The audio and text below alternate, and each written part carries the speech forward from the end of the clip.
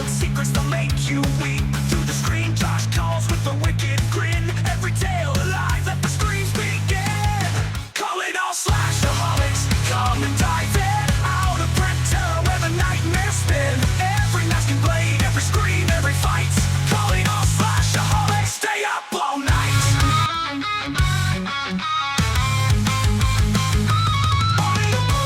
Echoes the voices scream. Josh gives the terror his twisted gleam. Locked in the basement of unholy lore, psycho thrillers burst from the horror store. Fate is lost, but we resurrect them now. Through the madness, we make the solemn vow. Freddy, Jason, Michael, and Chucky too. Slashaholics unite, this one's for you.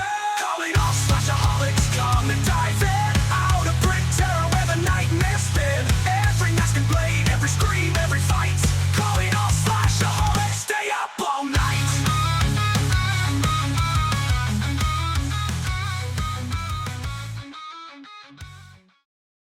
Friday the 13th, the novelization of the movie, by Simon Hawke. Prologue.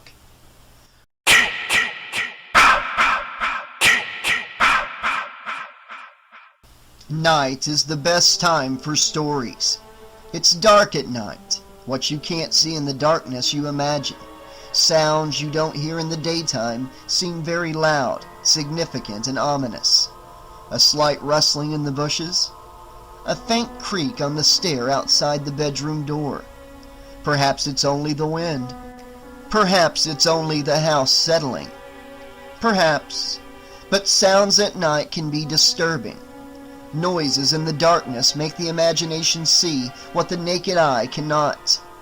The imagination feeds on darkness, and it's hungry at night. It began as stories often do, around a campfire on a warm summer night. The time was 1958. The place, Camp Crystal Lake. Imagine log cabins set back in the trees, picnic tables, a small dock sticking into a lake surrounded by deep woods, a few rowboats and canoes. There were 1,000 places just the same. Summer camps run on a shoestring by small-town families. The Christys in this case, nice people fond of kids. Places that remained locked most of the year, sitting idle, not costing any money except for a few months in the summer when the operating costs were small enough to allow for a little profit. Camp Crystal Lake wasn't one of those large, well-financed places with a fleet of paddle boats, a corral full of horses, and a small fortune in sporting goods equipment. No, it was just a small family-owned business, cheap to run, cheap to attend. A few cabins nestled in the pine trees on a lake, near a small town where the lower-income families could afford to send their children for a short vacation. Not a bad business if you're not looking for a lot of money. You hired a few older kids as counselors who doubled as the setup crew, arriving a couple weeks early to open the camp, turn on the water, and do a little maintenance. In return, they got the opportunity to roam in the woods, relax, and have a little summer fun. Perhaps even a little summertime romance. And you didn't have to pay them much. It beat the hell out of working as a fry cook at the local McDonald's. The counselors took care of the kids when they arrived, so you didn't have to do much. You didn't really even have to be there. Maybe in the early spring you'd hire a plumber to replace some pipes that had frozen or cracked during the winter. Maybe you'd buy a new rowboat every few years. Some cots and outdoor furniture, all insignificant expenditures. The overhead was low. The time involved was minimal. The operation practically ran itself. What could go wrong? The camp had just been open for the summer, but it was going to be a short season. The counselors had spent the day sweeping and cleaning, doing a little bit of carpentry, hauling out the targets for the archery range, storing the supplies. Most of the work was finished. They'd been at it for about a week, and none of them was a stranger anymore. If you had already grown close, that is. As they sat around the campfire singing "Michael, Row Your Boat Ashore," Barry hugged his legs and watched Claudette playing the guitar.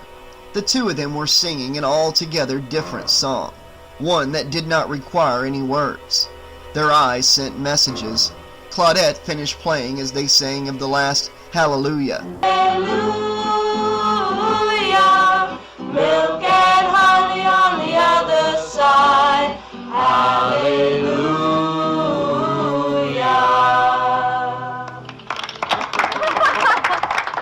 And wordlessly handed the guitar over to one of the other girls. Her gaze locked with Barry's. Barry stood and offered her his hand. She took it, smiling knowingly, and they left the campfire as the group started singing, "Hang down your head, Tom Dooley, hang down your head and cry." The sounds of singing and the guitar receded as they walked through the darkness toward the barn. The crickets were also singing in the night. Claudette hesitated at the entrance to the barn, pulling back on Barry's hand. "Somebody'll see," she said. "No, they won't." Barry tugged her gently by the hand, leading her into the darkness of the barn. He closed the door behind him and flipped on a light. As he turned, Claudette rushed into his arms. Their lips met in a long kiss. "Does Mary Ann kiss as good as I do?" Claudette asked coyly when they both came up for air. "How would I know?" Barry said, a bit too quickly. "Oh, you. Come on." He took her hand again and led her up the steps to the loft. Claudette picked up a worn woolen blanket. She paused, staring at him uncertainly. "You said you were special," she said, as if reading from a script used by countless young couples before them, performing the necessary motions of the courtship ritual, the unspoken agreement sealed with knowing gazes and lingering kisses, the token protest, the need for reassurance at the very last minute. "I meant everything," Barry said, kissing her to prove it. Perhaps he really did, but it was more likely he didn't, and she probably knew it too. The physical need two people felt for one another was only the beginning.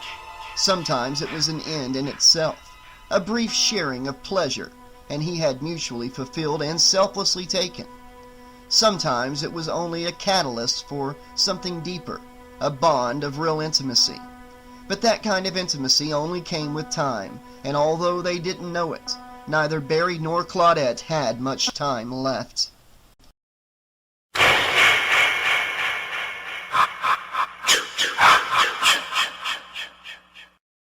As they settled down on the blanket they had spread on the floor of the loft, huddling close and holding one another, the barn door downstairs opened slowly.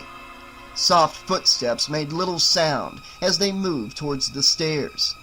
The music of youthful passion covered the sounds of the measured tread moving stealthily towards the steps. A faint creak, the footsteps hesitated, but no, they did not hear it. "Oh," Claudette moaned, and then she stiffened slight as she felt Barry's hand fumbling with the zipper on her shorts. "No," she said, catching his hand, but not really fighting. "Come on," said Barry, his voice plaintive. His lips gently brushed her ear. "A man's not made of stone." She giggled at that. "Oh, please." She sighed as if with resignation and released his hand. Then her eyes widened as she saw a shadowy figure standing in the darkness at the entrance to the loft. "Somebody's there." They both sat up in alarm, buttoning up and tucking in, smiling nervously and blushing, feeling self-conscious. We weren't doing anything," Barry said quickly. He stood up as the figure in the shadows moved towards them. He smiled guiltily and shrugged. Hey, really, we were just messing around." The knife plunged deep into his stomach. He gasped with pain and shock, doubling over, his hands instinctively going to the wound. The room started to spin and he fell back, landing on a roll of chicken wire, clutching his stomach.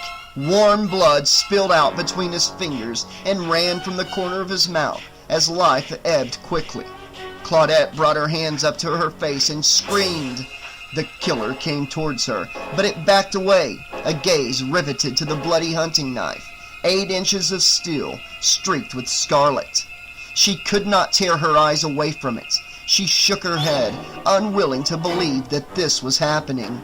"No! Please! No! Please, no!" she whimpered, darting to the left, then to the right, but the killer followed her motions, blocking off escape, slowly closing the distance between them. She panicked and sought shelter behind a pile of boxes, grabbing them and throwing them, backing away, looking desperately for a way out. But she was cornered. She suddenly felt her back up against the wall, and there was no escape. She screamed as she saw the gleaming knife rise and stalk its swift descent. It was like a streak of fire across her chest. A burning, incandescent pain, more agonizing than anything she had ever felt. The blade bit deeply, ripping through her flesh, sinking in up to the hilt. It rose again and fell and rose and fell and rose and fell, over and over. Claudette wasn't screaming anymore, but still the killer hacked away like a runaway machine, and o'er the sounds of metal thudding into flesh and bone that came a distant sounds of singing from around the campfire. "Hang down your head, Tom Dooley, poor boy, you're bound to die."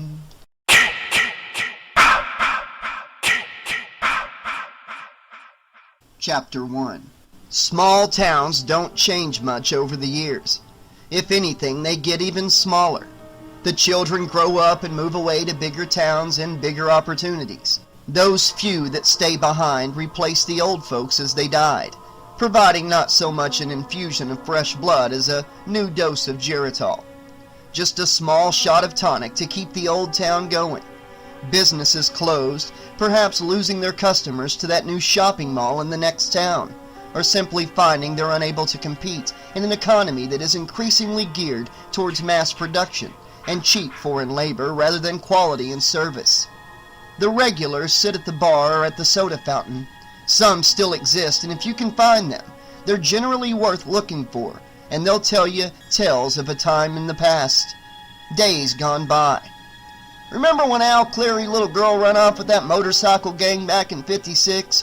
And when the police picked her up in, where was it? Brattleboro, yeah. She'd come home with that tattoo. Damn, you could hear old Al scream clear over the county seat. Whatever happened to Bonnie Clearly anyhow? Heard she went out to California, married some producer. What? Bonnie? Married a producer? Shoot, no kidding? Really? What I heard, of course, you know what they say, everyone out in California's a producer, right? She ever get in any pictures? Knowing Bonnie, if she got into any pictures, they ain't the kinds you'd show your mother. Often there were particular stories that were told over and over. Stories that became part of the folklore of the town, part of its history. In Crystal Lake, it was the story of Camp Blood. Camp Blood, as it came to be called, was the place on the outskirts of the town, about 10 miles down the country road owned by the Christy family. For 20-some-odd years, the story had survived, passed down orally like an Indian myth. It survived because it possessed all of the ingredients that made for a legend. It centered on a place, Camp Crystal Lake. Only the locals called it Camp Blood, and its focus was violent death and mystery. The mystery was that no one had ever learned who caused the deaths or why, and it concerned a local family, the Christys, who owned the place and tried to fight the legend to no avail. Ever since 1958, each time they tried to get the camp going again, something stopped them. Stopped them in a way that only added to the legend of Camp Blood. Some said it began in 1957, after that young boy had drowned. His name was Jason Voorhees, Pamela Voorhees' son. A shy child, quiet and strange, went swimming alone out in Crystal Lake. They never found his body. Others said it began in '58, when those 2 young camp counselors were killed. They found the horribly mutilated bodies in the barn, hacked to pieces. The girl who had found them, the murdered girl's bunkmate, had been taken to the county hospital in a state of nervous shock. Some claimed she got better. Others insisted that she was still in an institution somewhere, locked up in a padded cell and screaming about blood. The police had never solved the murders. Theories abounded, depending on who told the story. The murders were either committed by one of the other counselors in a jealous, homicidal rage, or an escaped inmate from an insane asylum, or by a satanic cult, or some deranged derelict living in the woods still on the loose, still out there somewhere. Or, if you listen to Crazy Old Ralph, by vengeful ghosts or ravaging demons, or by little green men from a UFO. The story varied according to how much Old Ralph had to drink. But then, nobody listened to Old Ralph anyhow. Old Ralph was the town drunk. No small town was complete without one. Big cities had them too, more than their share. But in big cities, drunks completely wandered the streets talking to themselves and carrying all of their belongings in shopping bags, sleeping in parks or down in the subways. They were ignored by a population that considered them a nuisance and didn't really want to see them, lest they feel some spark of human pity. People in small towns noticed. Maybe no one listened to them, but at least they noticed them, which made for some kind of human interaction. Old Ralph was happier in the town of Crystal Lake than he would have been in the big city. He had no friends except his imaginary ones and his long-suffering wife. But people noticed him and knew him. Every now and then he'd get tanked up and hear the call. He would mount up his old Swim Newsboy Special, the kind of bike you don't see anymore, with sheet metal wrapped around the top frame rail so that it looks like it has a gas tank. The kind with the big balloon tires and springs under the seat. He would ride out like Paul Revere, shouting the gospel, doing the Lord's work. A latter-day Reverend Jonathan Edwards, preaching to the sinners. A Puritan, warning of an angry God. Nobody listened, but at least they heard him. And because they heard him, they called the sheriff, and Officer Dorff would be sent to bring Ralph in to sleep it off. It was a symbiotic relationship. It made old Ralph feel noticed, and it made Officer Dorff feel like a real policeman. You couldn't feel like a real policeman if you didn't get to arrest someone every now and then, and Dorff needed to feel like a real policeman. He needed his big Harley-Davidson Electroglide with the siren and the lights. He needed his spit-shined riding boots and his crash helmet with the department's gold insignia painted on it. He needed his hand-tooled gun belt, loaded down with every conceivable accessory a police officer could possibly desire. From the leather holster to the billy club, to the chrome steel handcuffs to speed loaders, and to the special police Kell flashlight, and the utility snap pouches where he carried chewing gum and breath mints. He liked to use the 10 code when he spoke on the radio, just like the cops on TV. Despite the fact that there were only 4 officers on the Crystal Lake Police Force, and there wasn't any need to abbreviate everything by using numbers instead of simple phrases in plain English. Dorff dreamed about leaving Crystal Lake and becoming a policeman in a big city like New York or Los Angeles. He felt trapped in Crystal Lake, but his police paraphernalia and his Wyatt Earp attitude helped him to live out his dream, at least a little bit. Annie Phillips, on the other hand, had felt trapped by the big city. She needed to get away every chance she got, which was mostly during summer vacations when she took jobs as a cook at various camps. It paid a little more than just being a counselor, and good cooks were always in demand. It gave her a chance to get out into the country and breathe fresh air for a few weeks. She lived for it. She dreamed of leaving the city forever and moving to a log cabin or an A-frame house in the country. Perhaps starting a small crafts business or getting a job as a cook in a resort hotel. She and Dorff might had an interesting conversation about the pros and cons of their respective dreams, but Dorff wasn't on hand to welcome her to Crystal Lake when she arrived. He was out cruising the highway, looking for speeders. All Annie had to welcome her as she hiked into town was Ed Bryan's dog Winslow, who watched the pumps for Ed and barked whenever a car pulled in. Since Annie didn't have a car, Winslow decided not to bark. Better to let Ed sleep than risk a sharp rap on the noggin with a rolled-up newspaper for raising a false alarm. Instead, Winslow sat up between the pumps and unfurled his tongue, wagging his tail for affection. It worked, and Annie shucked her knapsack and knelt down beside the dog, stroking his fur. "Well, hiya, girl. Excuse me, hi, boy." She laughed. It was a gorgeous day. The town was quiet and peaceful, about as far removed from the noise of New York City as possible.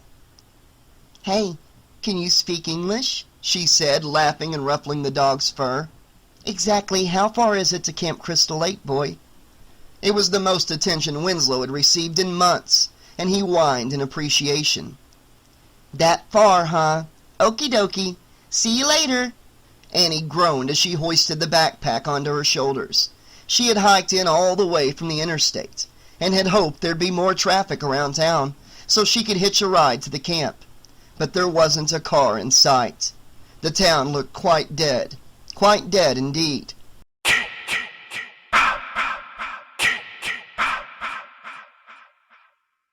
"Well, you wanted peace and quiet," she said to herself.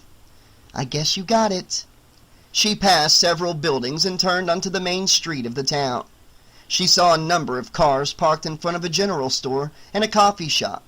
She decided to take a chance and stop in to ask directions. Perhaps someone would volunteer to drive her.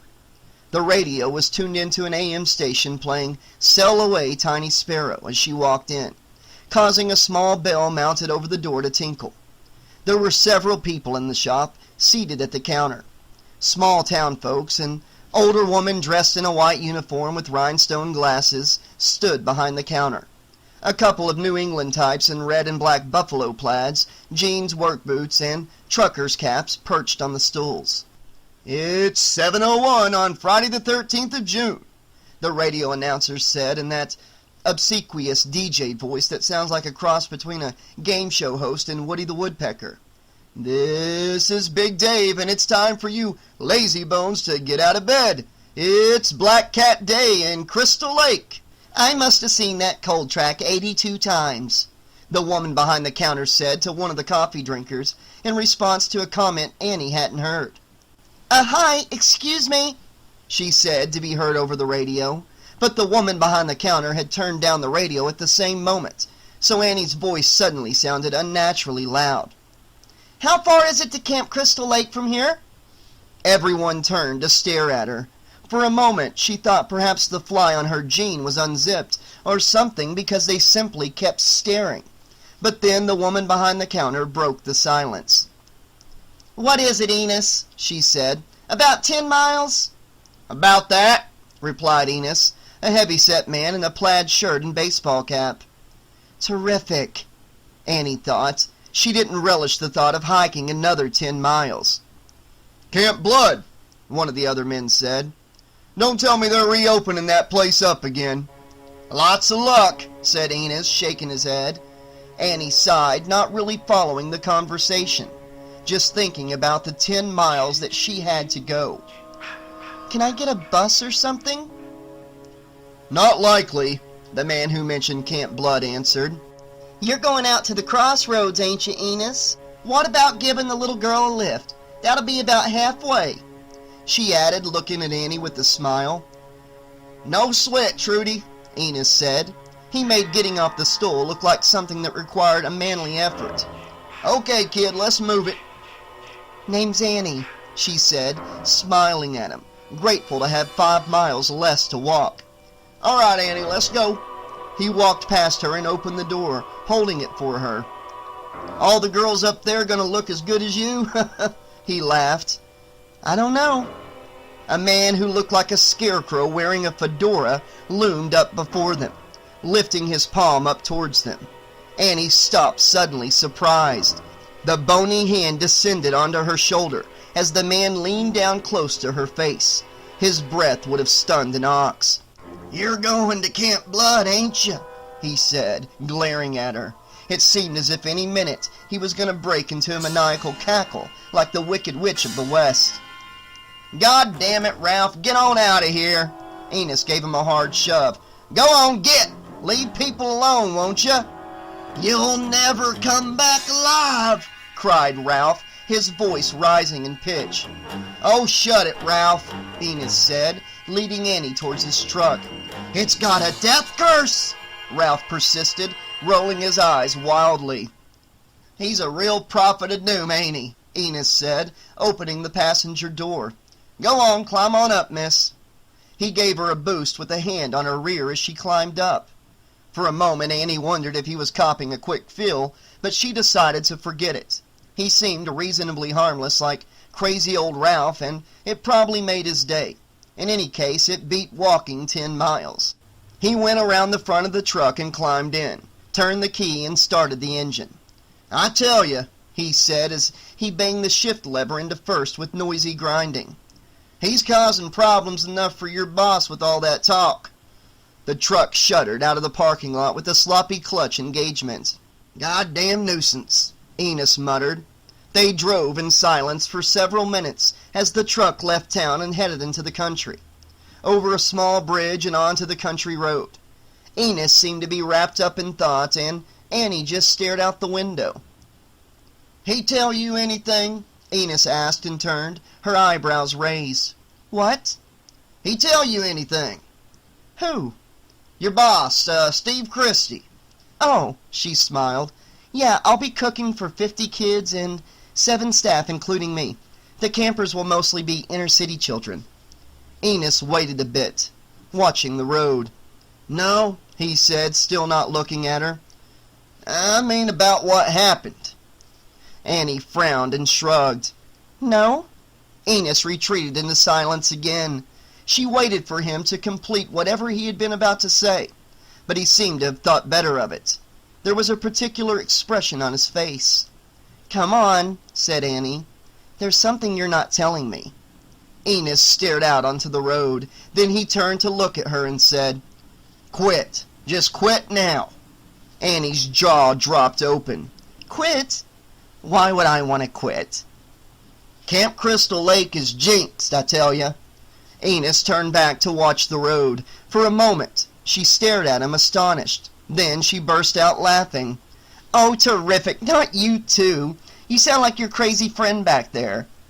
"Well, maybe," Enos said, scowling. His jaw muscles worked a moment, and he glanced at her, then gazed back at the road. "Did Christy tell you about the 2 kids murdered back in 58? She shook her head. "About the boy who drowned back in 57? She shook her head again. "About a bunch of fires they had. Nobody knows who did any of them. And in 1962 they were going to open up again, but the water was bad." He shook his head with resignation. "Steve Christy will wind up just like his folks, crazy and broke." He glanced at her to see how she was taking it. Her face was a mixture of polite interest and skepticism. "He's been up there for the past year fixing up that place. He must have dropped 25 grand, and for what? Ask anybody. Quit." "I can't," said Annie. Enos snorted. "Dumb kids, know-it-alls, just like my nieces, heads full of rocks." Annie laughed and shook her head. "You're an American original," she said. "I'm an American original," Enos mimicked her. "Dumb kid." Annie chuckled. "At least I'm not afraid of ghosts." Enos gave up. What was the point? Maybe the kid was right. Maybe he was starting to sound like crazy old Ralph. Maybe they were all afraid of ghosts in the town of Crystal Lake. He wouldn't get anybody to admit that in daylight, but at night, you couldn't pay anybody enough to go anywhere near that place. Call it Camp Crystal Lake, he thought.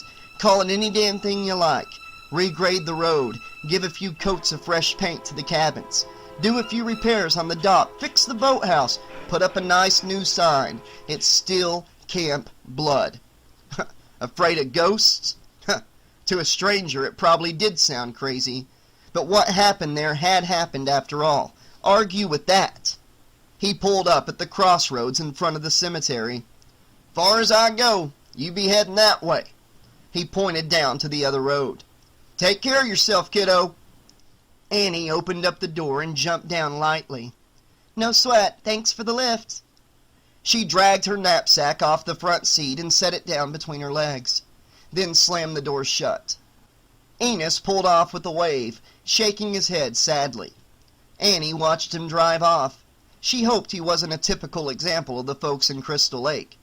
First crazy old Ralph, then paranoid Enos. Sometimes people in small towns were wary of outsiders. Maybe the folks in Crystal Lake were like that, or maybe they just had something personal against the Christy family.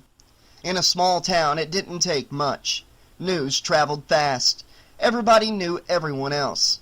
It was hard to keep things quiet. It didn't take much for people or places to get a reputation. An unfortunate incident like a drowning could develop into a story of a place that had been jinxed, as Enos had put it. But it had happened. When was it, he had said? 1957? Years ago. Assuming it had already happened. Yet he had also said something about a couple of kids being murdered in 58. Steve Christy hadn't said anything about that when he hired her. Not that she should really blame him, even if it had been true. It had been a long time ago, but people had been funny about some things. People who were otherwise perfectly sensible could be superstitious about things like that. That's why, if you were trying to sell the house, you didn't tell prospective buyers someone had been murdered in it. Enos had also mentioned something about fires. Assuming that was true as well, there was probably a perfectly logical explanation for it. Vandalism, for example. Kids fooling around at night in a place that was supposedly haunted. Something like that was always good for a thrill, or maybe some of the locals had taken a hand to make sure that the Christie family didn't get their operation off the ground again. Who knew? Still, perhaps that was something she should ask Steve about. He seemed like a reasonable guy, straightforward and sincere. If any of those things had really happened, there was probably a perfectly good reason why he hadn't mentioned it yet. It might be difficult to get people to work there if they thought the place was jinxed, but if there was a chance that they could expect some trouble from the locals, Annie wanted to know about it. She shrugged and picked up her pack. Now she was getting paranoid. It was that easy. It didn't take much. She started walking down on the road, and soon she had put Enos and Crazy Ralph and their ghost stories out of her mind.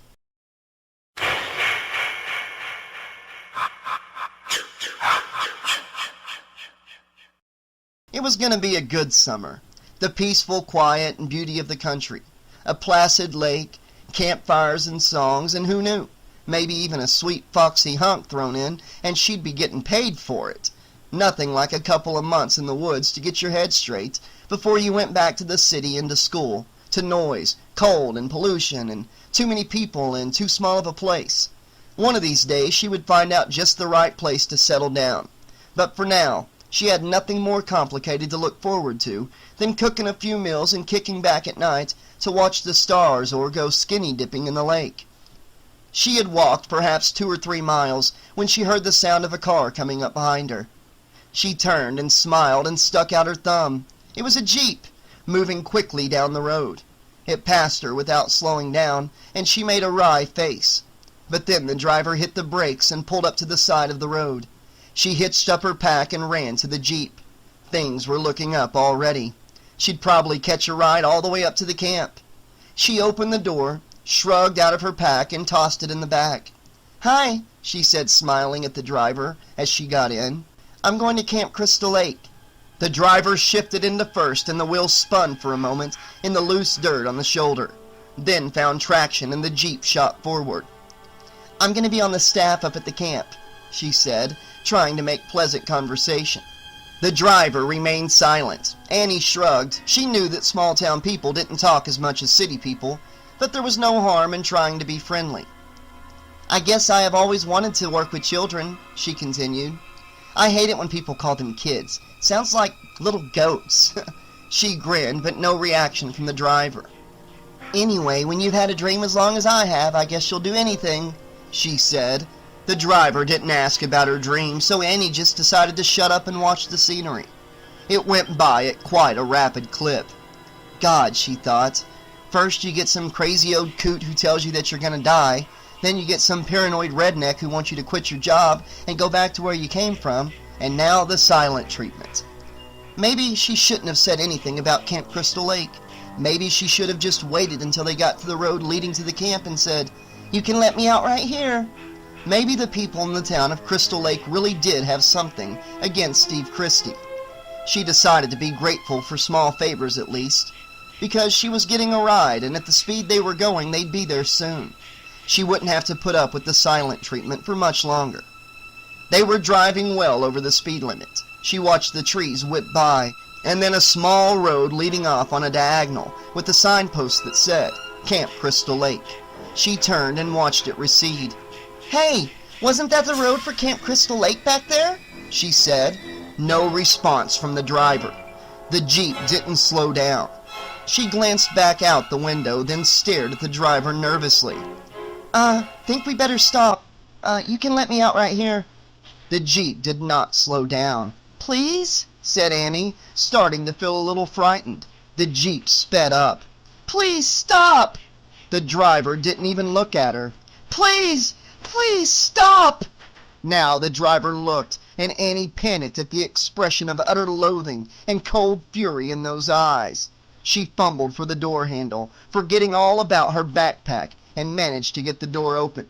The wind whistled past her as she struggled to push it open. They had to be going 60. She jumped. She cried out as she struck the dirt shoulder of the road and rolled down into a ditch. For a moment she lay stunned, feeling the shock of the impact and the sudden pain shooting up her leg. The tires screeched as the driver hit the brakes. The engine revved as the Jeep was shifted into reverse. Then Annie heard it backing up. She had no idea what the driver was going to do, and she had no intention on waiting around to find out. She struggled to her feet, wincing with pain. Her leg would barely support her. She saw the Jeep approaching quickly, and she turned and limped off into the woods, trying to get out of sight. As she hobbled into the shelter of the trees, she heard the Jeep stop and the door slam. Fear sent adrenaline rushing through her, and she half ran, half stumbled through the bushes, ignoring the branches that had struck her face, not knowing where she was going, just fleeing in directionless panic, trying to put as much distance between herself and her pursuer as possible. She whimpered as she staggered ahead, both from fear and pain, and imagined she had heard crashing through the brush behind her. She tried to speed up and fell, her leg buckling beneath her. She sobbed for breath, biting her lip to keep from crying out. She glanced quickly all around her. Everything was quiet. She was afraid to move, afraid to make the slightest sound. She strained to listen. There! A footstep. Where was it coming from? She had lost all sense of direction. She turned and saw a pair of legs right in front of her. She looked up slowly and saw a knife. No! She whimpered, shaking her head, her eyes wide with fear. Please! Please, no!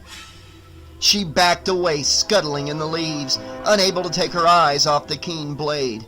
She came up against a tree.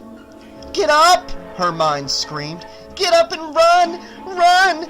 She struggled to her feet, using the tree for support, her breath coming in quick gasps.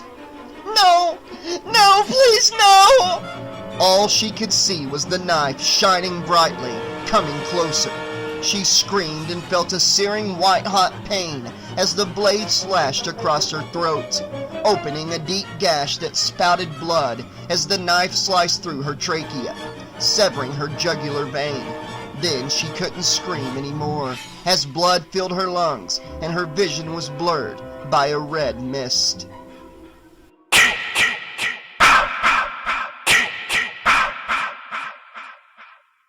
Chapter 2.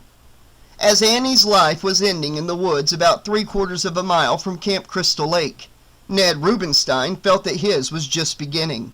He turned right at the intersection of the crossroads and gunned his brand new Chevy pickup down the country road. The cab was filled with bluegrass music from the tape deck, and the interior still had that new car smell. The truck was a present from his father for having made the honor roll every year since he had started high school. Ned was always goofing off, and his father had made the promise easily, never dreaming Ned could actually pull it off, but he had underestimated him. The deal was that if Ned buckled down and worked hard for 4 years, he'd get a new car for graduation and be allowed to attend the college of his choice. That was all it took, a little motivation, and it hadn't been that difficult to do. His reward had been a brand new red Chevy pickup with a white camper top and a killer sound system. And in the fall, he'd be heading out to California to start school at UCLA. He couldn't wait. He was already dreaming of the beach at Malibu, thinking about the girls he'd meet and the connections he would make in UCLA's film program. He'd already had a half-dozen t-shirts made, all different colors, all bearing the same legend. Why grow up when you can make movies? Add a couple pairs of jeans and some new Reeboks, and there was his college wardrobe. Now all he had to do was kick back for a few lazy weeks in the sticks, take some little kids on nature hikes, and teach them swimming and archery. then mellow out around the campfire after they had all gone to bed, drink a few beers and smoke a joint or two while he dreamed California dreams.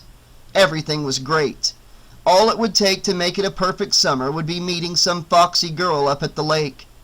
Jack, on the other hand, wasn't taking any chances. He had brought down his own. He and Marcy were sitting in the back of the big cab making out. They had been inseparable all through their senior year and had signed up as counselors together so they could spend the summer with each other before going off to different schools in the fall. Outwardly, they both talked about keeping the relationship going, but realistically, they both realized the odds of remaining a couple were slim once they started college in different states and started meeting different people. Consequently, there was a last-minute urgency about them. They were like a bomb getting ready to go off. Ned glanced up in the rearview mirror. "Hey, Marcy!" She broke off their kiss long enough to acknowledge his presence. "What?" Ned grinned. "You think there'll be other gorgeous women at Camp Crystal Lake besides yourself?" Marcy laughed. "Is sex all you ever think about, Ned?" "Hey, no, absolutely not." "Ha!" Jack made a face. "Sometimes I just think about kissing women, actually," Ned said. He couldn't resist rubbing it in a little. He knew that Jack and Marcy hadn't made it yet. Jack had confessed as much to him one night over a few beers. It drove him crazy. Marcy apparently kissed like a nuclear reactor melting down, but always drew the line at having sex. Jack claimed it was one of the things he really liked about her. Ned remembered the time that Jack brought up that particular moment. "Now wait a minute, he had said. "Let me get this straight. It's driving you crazy that she won't sleep with you, and at the same time the fact that she won't have sex with you is one of the things you like about her?" Jack had taken a long swig of beer and grinned. "Yeah, I guess it does sound sort of weird, doesn't it? But think about it. If a guy wants to get laid, there's a lot of girls around who wouldn't mind at all, but I don't want to pressure Marcy. If you love somebody, you don't pressure them. Love is about trust, man, not lust." "Yeah, but it sounds to me as if you're suffering from a bad case of both," Ned said. "Love and lust." "Look, I love Marcy, all right?" said Jack. "And if you love somebody, I mean if you really love them, and you're not just bullshitting yourself, you don't try to jump their bones just because you're horny. If that's the bottom line, then you're not making love, man. You're just using someone else to get your rocks off. If you're that cheap and sleazy, you might as well whack off. At least you don't have to buy your right hand dinner. I mean, come on. If you're doing that to someone else, you're lying to them, man. And chances are that if it's that easy, they're probably doing it to you. That's not being in love, that's just being selfish." "Goddamn, Jack," Ned said, grinning. "Ain't you a romantic?" "So you think that's funny? What the hell's wrong with being romantic, man? Maybe if more people were romantic, they'd stay together longer." "Well, that's what you say," said Ned. "But is it what you truly believe? This is going to be your last summer together, man. It's got to be now or never."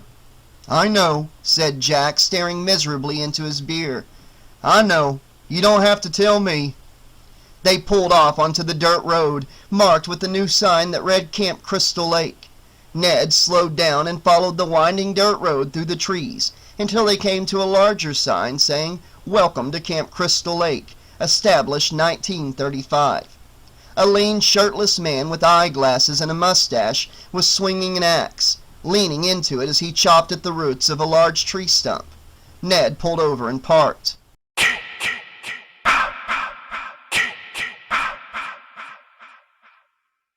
"Hey, you want to give me a hand over here?" the man yelled as they got out of the truck.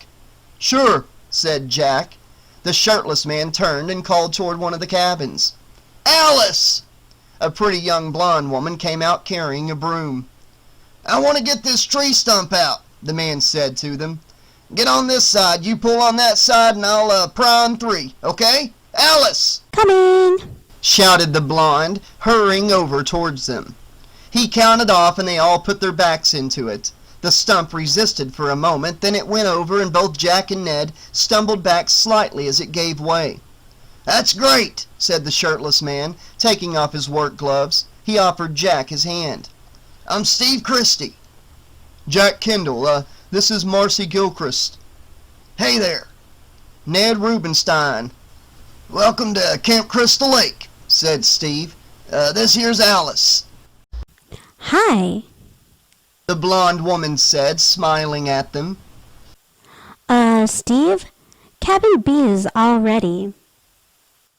"Oh, good," said Steve. "Where's Bill? Has he finished cleaning out the boathouse yet?" I don't know. I haven't seen him in the past half hour.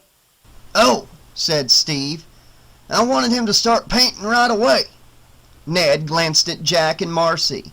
What the hell was the rush? "Well, what about Brenda?" You told her to go set up the archery range.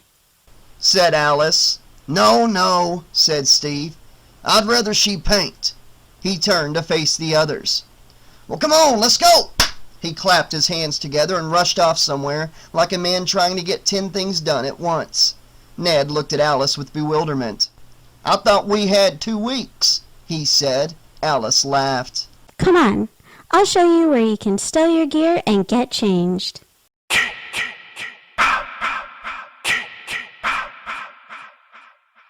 They barely had time to put on shorts when Steve Christy came back, detailing jobs like a drill sergeant in a boot camp. He seemed hyper and nervous, anxious to get everything done right away. And as fast as they worked, he thought of new things that needed to be done immediately. He kept pulling out an inventory he had made up of items from the hardware store in town. It seemed that he'd bought out their entire stock. Ned began to feel that by the time the kids arrived, they'd all be utterly exhausted.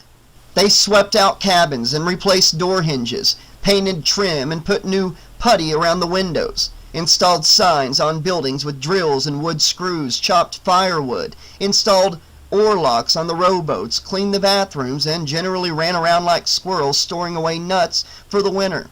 And they had just got there. Had they known about the history about the camp and Steve Christy's personal problems, they might have understood his anxiety. As it was, they were having reservations about the laid-back summer they'd been hoping for. If this was any indication of what they would expect, it could turn out to be a real hassle. Who the hell needed a camp director who thought he was a troop commander? Still, the work needed to be done, and setting up a camp properly always took a lot more time and effort than running it did.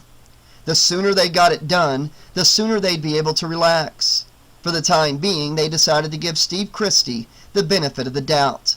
But he did seem awful nervous. They broke for lunch, sandwiches and chips, which Alice threw together because the new cook hadn't arrived yet. Steve took another trip into town to pick up more supplies. It hardly seemed possible that it was only lunchtime, considering all the work they'd done, but they were making rapid progress. Even Steve started to relax a bit once he saw how good things were going. He set down a box and helped Alice balance a rain gutter that she was attaching to the roof. "Here, let me give you a hand with that," Thanks. she said, speaking around the nails in her mouth. She needed 3 hands to balance the gutter, keep her own balance on the ladder, and hammer in the nails. They were all getting tired. "Got it?" I got it. Alice drove the nails in, climbed down, and moved the ladder. Steve picked up a sketch pad she left lying on the deck in front of the cabin. He flipped the pages slowly. They were drawings she had made of the campsite, of the lake shore, and of him. "You draw really well," he said. Thanks. She said. I wish I had more time to do it. "Take the hint, Steve," she thought. "For God's sakes, relax a little." "When did you do this?" Steve said. Last night. She said. She started hammering nails again. Steve stared at the drawing she had made of him. "Do I really look like that?" She glanced over her shoulder. You did last night. She said. She took the remaining nails and started pounding them in, then climbed down the ladder. "You've got real talent," said Steve. The conversation seemed awkward somehow. After she'd brought up last night, they'd been alone and had done a lot of talking, but nothing had been resolved. She didn't really understand his need to go through with this. As far as she could see, the camp was nothing more than a white elephant. Steve had a real problem with it, and she had problems of her own, of which Steve was one. He insisted on getting the camp started up again, fixing it all up and making it a going concern. He said it was to prove that the story about the place being jinxed was nonsense, that once the camp was all fixed up and it had a good season, it would be easier to sell it. But she had the feeling that it was much more than that. He had to prove something to himself as well. Prove that not only was there no curse on the camp, but that there was no curse on the Christy family either. The place had ruined his father, and he was obsessed with the idea of making a go of it, succeeding where his father had failed. "This isn't really your cup of tea, is it?" Steve said. He'd been hoping that she would get caught up in the spirit of the whole thing, that working together would help bring them closer. But she was only going through the motions. Maybe that was the problem with their relationship as well. They were only going through the motions, and Alice had other options. She sighed and said nothing. "Want to talk about it?" It's just a problem I'm having. She said. Nothing personal, she added ironically. He took a deep breath. "Do you want to leave?" I don't know. She said. I may have to go back to California to straighten something out. "Come on," said Steve. "Give me another chance. Stay a week. Help me get the place ready. By Friday, if you're still not happy, I'll put you on that bus myself." All right. She said. Friday. "Thanks, Alice." He started to turn away, then stopped, looked over his shoulder and said, "Oh, do me a favor if you would. Check with Bill and see if we need any more paint." She stared after him in disbelief as he walked away, carrying the box from the hardware store. She was seriously beginning to wonder why he had wanted her to stay. Was it because they needed to see if they could work things out between them? Or was it just because he could use another warm body to get the camp ready? Well, she had given him a week. If he didn't come back down to earth and get his head straight by next Friday, she'd be on that bus. She'd turned and started walking through the trees, down toward the dock. She simply couldn't understand why this whole thing was so important. It was only real estate after all. Granted, it wasn't exactly a booming area, but would it really make that much difference if there was a summer camp established on the property? If Steve wanted to sell it, why wouldn't he just put it on the market and let it go at that? He had argued that the summer camp would make a difference, a big difference, that it would turn a basically worthless piece of property into an income-producing property, which would make it that much easier to sell. They had argued about it. She couldn't see his point. How could lakefront property be worthless? It isn't about whether or not it's income-producing property, She had said. It's about the obsession of yours with the Christie family curse nonsense. That's what it's really about, isn't it? "Don't be ridiculous," Steve had said. "You know perfectly well there isn't any curse," That's right. she had said. I know it perfectly well, and you know it perfectly well. So why isn't that enough? Why do you have to prove it to the people in this town? Who cares what they think? "It isn't that," Steve had said. "You don't really understand," So explain it to me then. she demanded. I mean, what is it? You want to stay in Crystal Lake for the rest of your life and run a summer camp 2 months out of the year? For heaven's sake, Steve, write it off. Put it up for sale with an agent. Cut your losses and let's go do something with our lives. But it wasn't all that simple. Steve had unfinished business and he wanted her to wait and help him finish it. Meanwhile, she had unfinished business of her own back in L.A., and she wasn't all that certain she wanted to finish it. Maybe it was her business here with Steve. She could be finishing in any case. She had a week in which to make up her mind. Why did relationships have to be so goddamn complicated?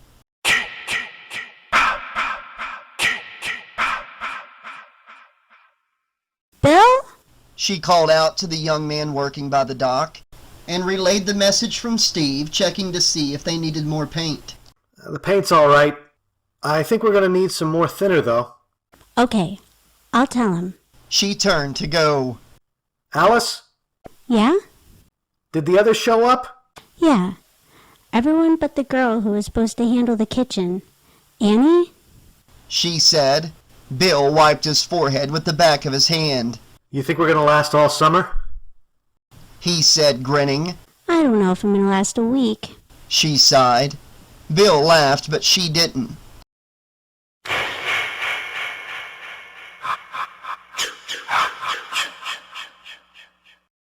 She wasn't joking. Steve had phoned something else that absolutely positively needed to be done immediately and necessitated a run back into town.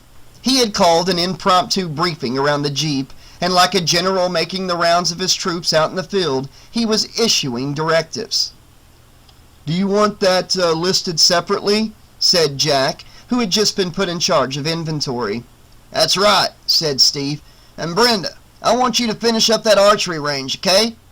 "Okay," she said, having already started the job several times only to be pulled off of it to do something else. "Now, if Annie gets here," Steve continued, "get her started in the kitchen." "Got it," Jack said. "Do your best, all right?" said Steve, sounding somewhat less than confident. He looked at the sky. "I'll be back sometime this evening. It's supposed to rain like hell, so get as much done as possible. I don't want to get too far behind." "Bye," said Brenda as he drove off in his Jeep, wrapped up in his worries. She rolled her eyes. By the way, he neglected to mention that in town they call this place Camp Blood," Ned said wryly. Marcy made a face. "Next they're going to tell us there's poisonous snakes in the outhouse, some crocodiles in the lake." "No," said Ned. "The crocodiles are in the cabins." Brenda grinned. They had found a tiny lizard in one of the cabins earlier that morning, a little salamander. But by the time Ned was finished, he had her half believing it really was a baby crocodile. "They look like that when they're really little," Ned had told her. "Cute and sort of harmless. I mean, look at it. Would you believe that tiny critter would ever grow up to be a crocodile? It must have been left here by some little kid who had it as a pet." She had stared at him, convinced that he was kidding. But he seemed utterly serious, and both Jack and Marcy were listening with perfectly straight faces as he continued. "See?" Ned continued. "A few years back it was like a big fad back in New York. All the pet shops were selling these little baby crocodiles, you know. You bought them for about $1.50 and put them in these little fish tank kind of things, like I used to do with turtles. And I'd feed them mealworms and little bits of hamburger and things like that. And it was kind of neat, like having a miniature dinosaur for a pet, you know. Only trouble was the cute little things got bigger as they got older, and they got bigger. And then they stopped being so damn cute. Started to look more like crocodiles, which is what they were, of course, and they started to get teeth, lots of sharp little teeth that could inflict a pretty painful bite. People didn't think, you know. I mean, it looks like a cute little lizard, but you'd think people would realize that they grow up to be crocodiles. Only they didn't. And like I say, it got to be a fad. All these little kids had to have them because their friends had them. And just like that, as they got bigger, they started to get nasty and bite the kids. And so the parents just took them, flushed them down the toilet like you would a dead goldfish, except the baby crocodiles didn't die when they got flushed down that toilet. They went down into the sewer system under the city streets where it was warm and there was all sorts of garbage floating around for them to eat. And they just kept on getting bigger until there were these full-grown crocodiles down there living in the sewer system, surviving on the garbage down there. The way people found out about it is that several workmen who went down there to work on the sewer pipes got killed, you see. They'd be standing there in their waders working on a pipe or something, and all of a sudden this log would come drifting up. Only it weren't a log, and the next thing you knew, it had a hold of them and was dragging them down underneath that filthy water. And that would be the last anyone would ever see of them. It got to be such a problem that the unions went on strike because none of the workmen wanted to go down there, the sewers being infested with full-grown crocodiles who would take your leg off with just one snap of their jaws, you know. The governor had to call in these special teams of Navy frogmen to go down there and hunt the crocodiles. Only it's hard to kill a crocodile with just a spear gun, and there were so many of them down there that a lot of these Navy guys just got chewed up to pieces. So then they called in the National Guard, and what they did was go around the city and lift up every manhole cover they could find and drop hand grenades down in there. Jack and Marcy couldn't hold it in any longer. They both started laughing, and Brenda realized that she'd been had. Jack and Marcy, who both knew Ned from school, were used to him doing things like that. He could tell the most outrageous stories with a straight face, probably from his southern raising, just making them up as he went along, seeing how far he could push it before people realized he was pulling their legs. He was a real screwball that way, always goofing off.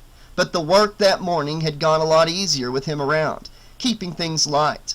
It hadn't taken him long to realize that Brenda was a sucker for a straight face and an outrageous line, and she had immediately become his favorite mark.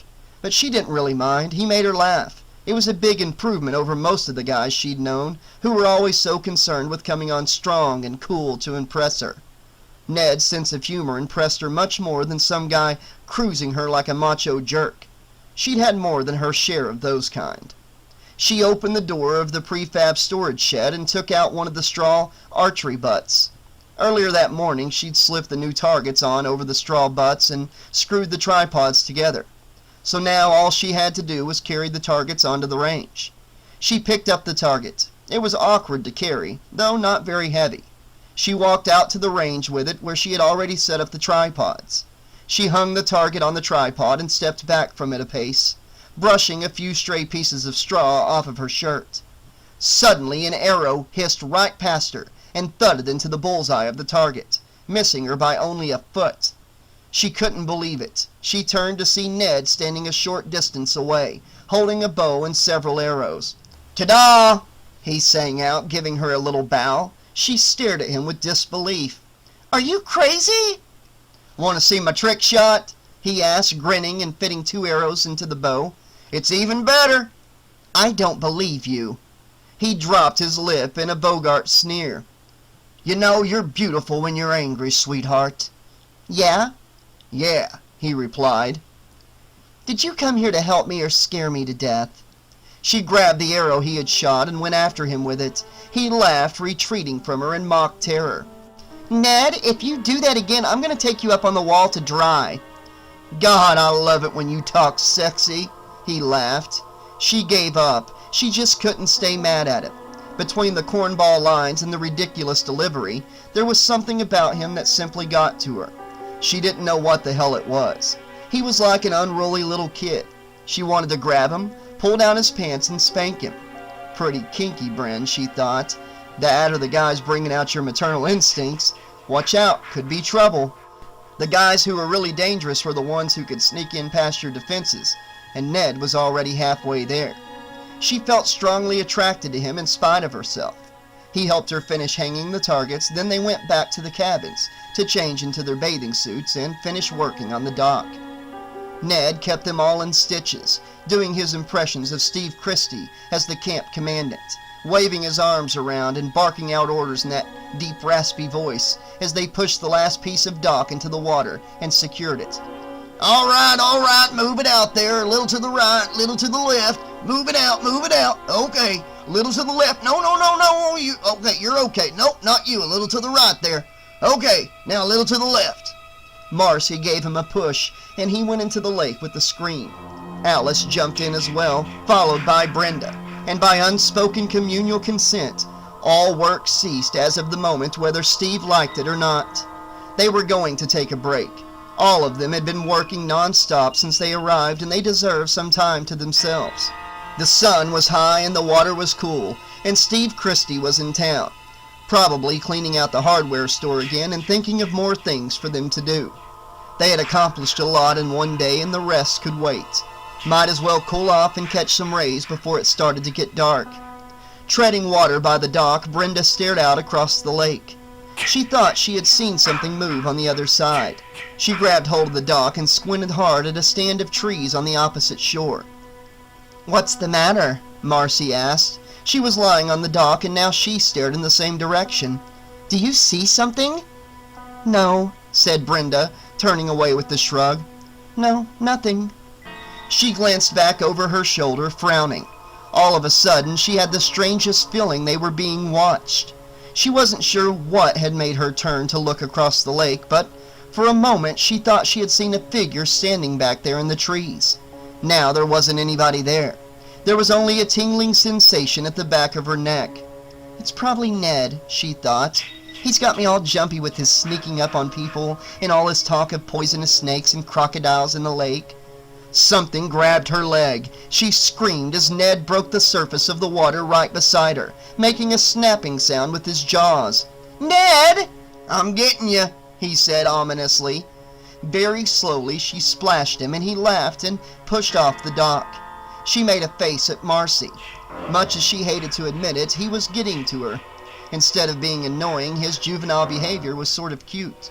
He was like a little boy, throwing spitballs to get attention. It was like having Jerry Lewis getting a crush on you. It was both maddening and enduring at the same time. Marcy sighed and stood up. The sun was getting low and she still had a few things left to do. "Hey, you guys," she said. "You ready to get back to work?" Jack groaned and turned over on his stomach. Yeah. Said Bill, sounding considerably less than enthusiastic. Uh-oh. Said Alice. She was staring at the water. Ned had swam a distance from the dock and he was suddenly thrashing weakly in the water. "Help!" he shouted. "Help!" "There's something wrong with Ned," said Marcy. They saw him go under. "Get a life preserver!" Jack shouted. Bill leaped into the water and Jack dived in after him, both of them striking out towards Ned. Marcy and Brenda pushed a boat into the water. Alice threw out a life preserver. Jack was treading water at the spot where they had seen Ned go down. Bill was underneath somewhere looking for Ned. He came up beside Jack and took a deep breath. Did you see him? "I don't know. He's around here somewhere," I'm gonna help dive for him. said Alice. She went over the side of the canoe as Marcy paddled out to where Jack and Bill were looking. "There he is!" cried Marcy, pointing. Brenda had come up with her arm around him. Ned was limp. "Come on, guys, help me," she said, struggling to pull him towards the dock. "Watch his head," said Marcy. Alice was beside her in another moment, and then Jack and Bill were helping to bring him in and lift him onto the dock. He appeared to be unconscious. They laid him down on his back, his head hanging to one side. Brenda crouched over him. "Can you give him mouth to mouth?" said Jack. "Yeah," said Brenda. She turned his head and opened his mouth, putting one hand on his jaw and clamping the other over his nose. She checked to see if there was any obstructions in his mouth or if he had swallowed his tongue. She took a deep breath and placed her mouth over his, then exhaled slowly. "Come on, Nettie, come on," said Jack, bending over and staring head-on with concern. "Come on, buddy, come on." Suddenly, Ned's arm came up to embrace Brenda, and she felt his tongue enter her mouth as he pulled her down on top of him. She pushed him away, slapping at him. "Oh, Nettie!" "Oh, Jesus Christ!" said Jack. Marcy shook her head and rolled her eyes at Alice. Ned stared up at Brenda with a pouting expression on his face, and she stared down at him, hands on her hips, angry with him, but also trying to suppress a giggle. She turned away so he wouldn't see her starting to lose the battle, and just for a moment she thought she caught another flicker of movement on the far side of the lake. There was someone watching them, she thought, not really certain if she had glimpsed at a dark figure ducking back into the trees, or if it was only a trick of the light or her imagination. Maybe it was nothing. Maybe it was one of the townies, hoping to catch them all skinny dipping and getting a cheap thrill. She looked back at Ned. The others had all gone back to change, and Ned just sat there looking at her uncertainly, with that little, "boy, I hope she isn't really mad," expression on his face. She sighed. "What do I see in this guy?" she asked herself. Now she was a little sorry she had pushed away from him so soon. It had been sort of nice. He got up looking contrite. She shook her head. "Oh, come on," she said, heading back toward the cabins. As they left the dock, she looked across the lake once more. She didn't see anything, but she couldn't shake the feeling that there was someone there, watching and waiting.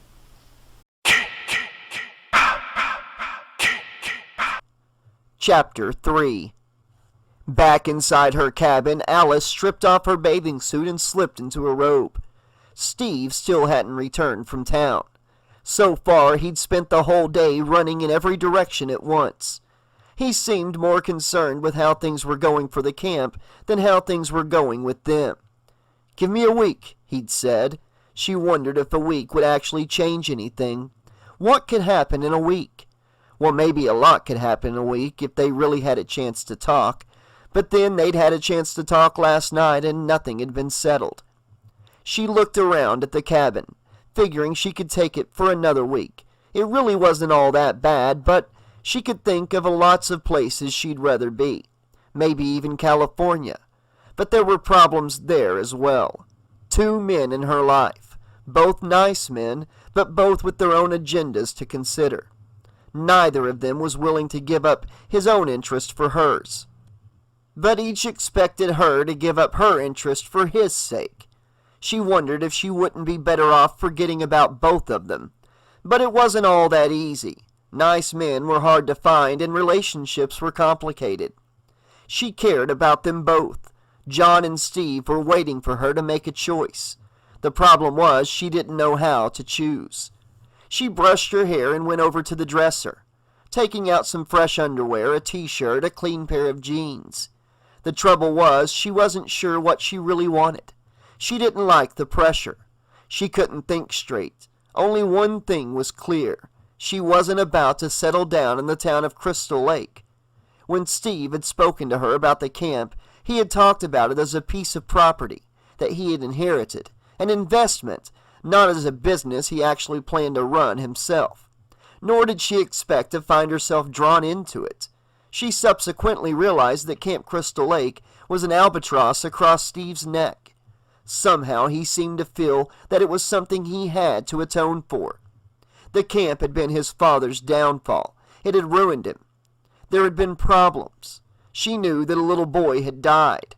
Steve didn't like to talk about it. He wouldn't elaborate, and the following year something terrible had happened after that. An accident, Steve said, but the talk in town didn't sound as if whatever happened had been an accident. Why did they call the place Camp Blood? One of the other kids, Ned, or was it Bill, had mentioned some killings that had occurred here.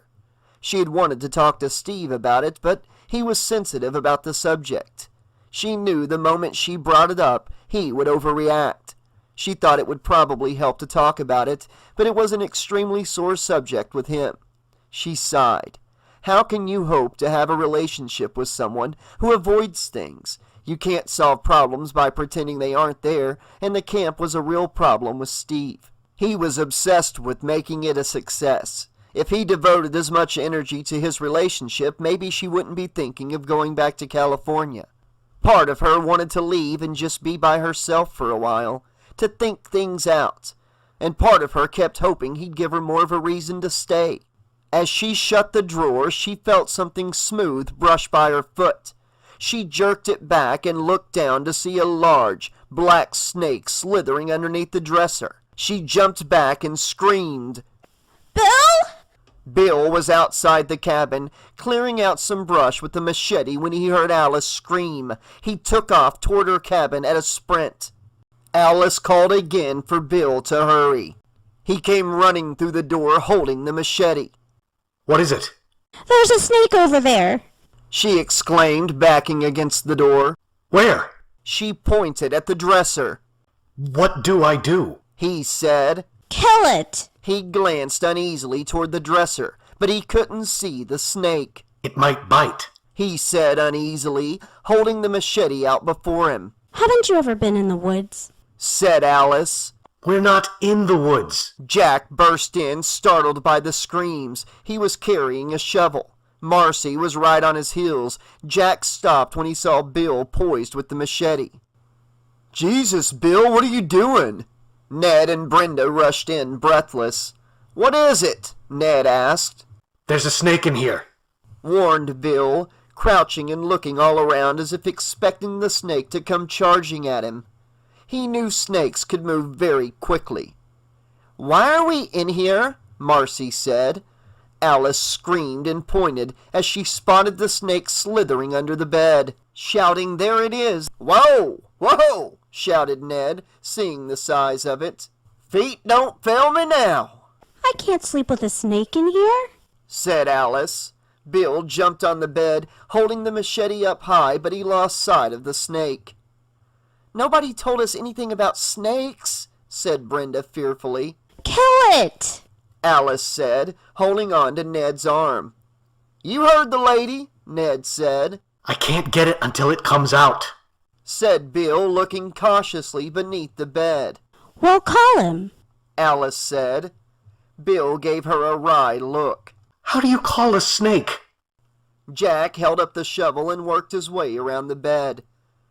I'll flush it out. He brought the shovel down and thrust it under the bed, and then jumped back, dropping the shovel and knocking over the nightstand. The girls screamed. They saw the snake's tail disappearing beneath the fallen nightstand, and both Jack and Bill jumped back like reluctant hunters stalking a dangerous prey. Brenda screamed out and clutched Marcy as the snake shot out from the nightstand and wiggled back towards the dresser. Jack swung a pillow at it, and the feathers flew as the seams on the pillow split. Bill hacked at the floor with his machete. I got it! I got it! Kill it! I got him! Thwack! The machete thunked onto the floor, chopping the head off the snake. Bill brought it down twice more for good measure. Is it dead? Whispered Alice, swallowing hard. Either that or it's got a very short clone, said Ned. Alice made a sound of disgust. Well, sighed Marcy, at least we know what's for dinner. Brenda moaned with disgust, picking up a pillow and swinging it hard at Marcy's head as the girl ducked. Marcy, said Alice. How gross, damn, said Ned. Bill picked up the pieces of the snake with the machete and threw them out the door into the bushes.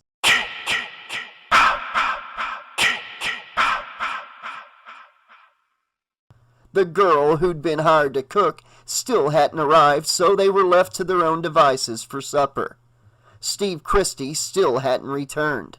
Alice reminded them that he said he would be back sometime that evening, so they decided not to wait for him. They trooped into the kitchen to check out supplies. Brenda found some greens in the refrigerator. Do you want me to go ahead and make some for everybody? That would be great, said Marcy. They had all worked up an appetite, and nobody felt like sandwiches and chips again. Oh, and I think there's some hamburger in there, too. Nothing for me, thank you, said Brenda, who was a vegetarian. She made a face at the thought of eating red meat. But, Marcy, there are some apples, though. You know how to make apple pie? Oh, sure, Marcy said. No sweat. They heard the rumbling sound of a big motorcycle approaching. Brenda glanced out the window. Uh-oh, she said. Look who's coming. They went outside and watched Officer Dorff pulling up on his big Harley, having a little trouble steering it over the rutted dirt road. He looked like authority, incarnate, and his freshly pressed and sharply creased uniform, his spit-shine riding boots, his police helmet, leather gauntlets, and mirrored shades. He pulled up to the front of the cabin and dismounted, leaning the big Harley on its side stand and looking them over as only a cop looks people over as potential perpetrators. Ned chose that unfortunate moment to be Ned. He bounded out from behind the cabin shirtless and wearing an Indian headdress he had found among the camp supplies. Part of a box full of Indian headbands, beads, and vests Steve had planned to use for teaching the campers Indian dances. Whooping like crazy horse descending upon Custer, Ned came out, prancing, doing his version of a rain dance, which looks something halfway between a man walking barefoot on hot rocks and Michael Jackson on catnip. Intent upon his performance, he didn't notice Dorff until he pranced right up to him and found himself staring at his own reflection in Dorff's mirrored shades. He came to a dead halt and gulped. Oh, shit! Dorff took off his shades with a dramatic flourish. All right, he said, giving Ned a strange look. Who are you? Camp counselors, said Brenda. Nettie's just fooling around. Yeah, right, Ned added quickly. I'm just fooling around. Can it, coachies, said Dorff. Steve Christy hire you people, right? That's right, Brenda replied. And he's paying you for this? Brenda nodded. No, we're doing this for free, you dork, she thought. Jack came walking over to the Harley, checking it out. Hey, nice bike. Dorff put his hands out, stopping Jack before he could get any closer. Dorff didn't like people touching his motorcycle. He used to have a sticker on the gas tank that said, if you value your life as much as I value this bike, don't mess with it. But the sheriff made him take that sticker off. The sheriff was always making him take things off his bike. Once, Dorff had bought a special leather shotgun case that strapped to the front forks and had slipped a riot gun into it, but The sheriff made him take that off as well. "You're not Rooster Cogburn, the sheriff had said with a world-weary tone. "You're a police officer. You're supposed to patrol the town on that thing and ride up speeders, not case down stagecoach riders." Dorf didn't think the sheriff understood about projecting authority. Not only did the sheriff never shine his boots, he didn't even wear regulation police boots. He wore Red Wing work shoes, the oil leather kind that didn't take a shine. One time, Dorf had heard about a special charity program up in New York that bought bulletproof vests for the police, and he had used department stationery to apply for 4 vests for the Crystal Lake Police Force. The sheriff had returned them with a letter of apology. "I don't really think we need 'em, Dorf," he had said. "Cassidy and Sundance ain't been through here in years." Dorf was often frustrated in this manner when all he was trying to do was bring some snap and polish to the force. He knew that a strong police presence was essential to crime prevention, and he knew it worked. There hadn't been much crime at all in Crystal Lake since he had joined the force 2 years prior. There hadn't been much crime in Crystal Lake before he joined the force either. But that was hardly the point. He fixed Jack with a hard stare. "You been smoking, boy?" "Smoking?" Jack said, raising his eyebrows. He grinned. "I don't smoke. It causes cancer, you know what I mean?" Dorf squinted at him. He thought it made him look mean. Instead, it just made him look nearsighted. "What, did you just get off a spaceship or something? Colombian gold, man, grass, hash, weed. Dig it?" Ned glanced at Brenda. "What's he talking about?" "Hey, don't get smart," snapped Dorf. "Me?" Ned asked innocently. "I'm as dumb as they come." "Hey," said Dorf, pointing at him, "not another word out of you, understand?" "Officer?" Marcy started. "Officer, really," Brenda said at the same time. "There's nothing going on here. We're just trying to get the place in shape." "In shape for what?" said Dorf. Brenda rolled her eyes. Bill approached him, speaking politely. "Officer, is there anything we can do to help?" "We'd be glad to help you out," said Marcy. Dorf glanced at them all suspiciously. "I'm looking for somebody." "Yeah? Who's that?" said Bill. "A guy named Ralph," Dorf replied. "Town crazy." Ned laughed. "Well, hey, no crazy people around here, Dorf poked him in the chest with his index finger. "I told you to sit on it, Tonto. Now, I got word that Ralph was peddling out this way, spouting his gospel." "We haven't seen anybody here, officer," said Bill. "Just us," Marcy added. This guy Ralph," said Brenda. "Is he dangerous?" She was thinking about the figure she thought she'd seen back at the lake watching. "Every time that loony gets drunk," said Dorf. "He gets caught, I end up spending the morning in court, and he gets a week in jail." The speaker mounted on the handlebars of the motorcycle crackled as the dispatcher's voice came over the radio. Cycle 2, where are you? Come in, Cycle 2, Cycle 2. Jack picked up the mic, but Dorf instantly snatched it from him and pushed him back, giving him a stern look. "This is Dorf. I'm out here at Camp Crystal Lake, over."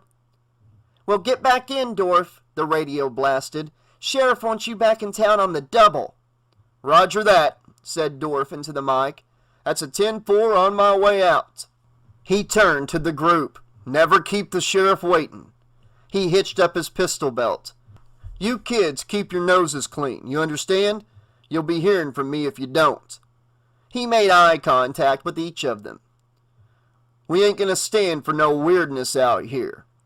He nodded for emphasis. He put his shades back on, threw his leg over the bike, and punched the electric starter. The Harley rumbled to life, and he blipped the throttle several times, staring at them through his mirrored shades. He wished he could pull a donut, locking up the front brake and shifting into gear, giving a lot of throttle so the rear wheel could slide around in a 180. But the last time he'd tried that, he had dropped the bike on its side in front of Harlan's hardware store, and he had to ask Harlan to come out and help him pick it up. He still hadn't heard the end of that one. He carefully eased the bike around over the ruts and gave it some gas. The rear wheel spun in the dirt, and he almost lost it, but he managed to save himself at the last instant, and he shot off down the road. They laughed as they watched Dorf ride off into the sunset. Ned walked back toward the cabin in an exaggerated version of John Wayne's rolling gait, and then tossed off a salute at Dorf's back. Marcy and Brenda shook their heads and went back into the cabin.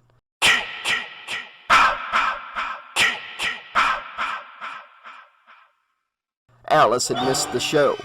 She had come in from the storage shed with the sack of pots and pans so they could start on dinner. She set them down on the table and went into the back room, the pantry. She opened the door and jumped back with a scream as Ralph stepped out, leering at her insanely. I'm the messenger of God.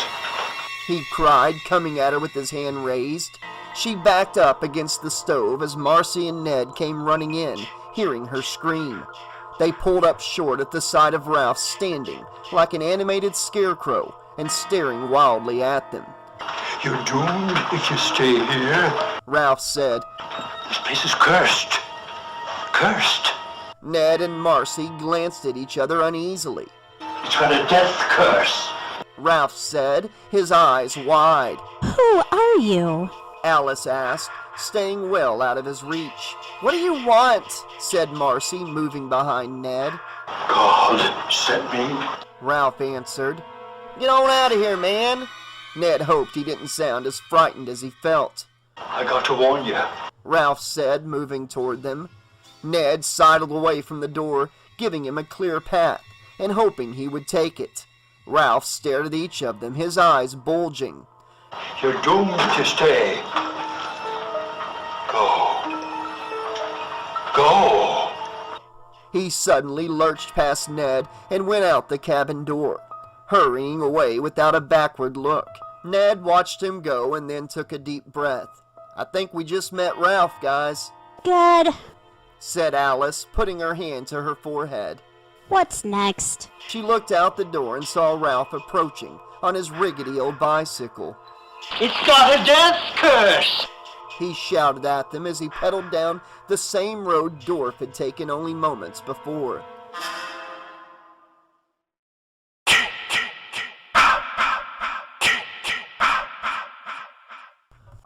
Chapter 4. They debated calling the police about Ralph, but it was a very short debate. Ned pointed out that they'd probably just send out Dorf again, and it was a case of putting up with Ralph or Dorf. They'd probably be better off with Dorf. In any case, the mad prophet of Crystal Lake, as Ned had christened him, seemed to have vacated the premises, and they had decided to forget about it. Jack, especially, wasn't anxious to give Dorf any reason to search through their belongings. He decided he should probably give some serious thought to finding a safe place for his stash, just in case. They started dinner with Brenda tossing a salad and Jack frying hamburgers. It had been a long day and they were all starved. The clouds started rolling in as Steve had predicted, and it looked as if it was going to storm. "Who likes some rare?" Jack called from the grill. "Me," said Marcy. Brenda made a face and shuddered. "How can you guys eat that stuff?" she said. "It looks like dead animals." "Dead animals?" Ned looked at her in mock disgust. "That's old counselors, you cannibals!" "Well," said Brenda, serving the salad, "if you would mix all this stuff right, you get all the protein you need." It's too bad Annie never showed up, said Bill, raising the top half of his bun and peering dubiously at his hamburger. She was supposed to be quite a good cook. "Yeah, but don't expect me to play chef to you guys," said Marcy. "Uh-oh," groaned Ned. "The squalls are revolting." Marcy threw a bun at him. It was starting to get dark as the storm approached, and Alice reached up to pull the string attached to the light fixture. The light didn't come on.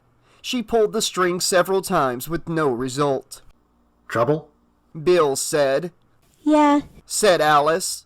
either a bad bulb or no power. Seems a little gloomy in here.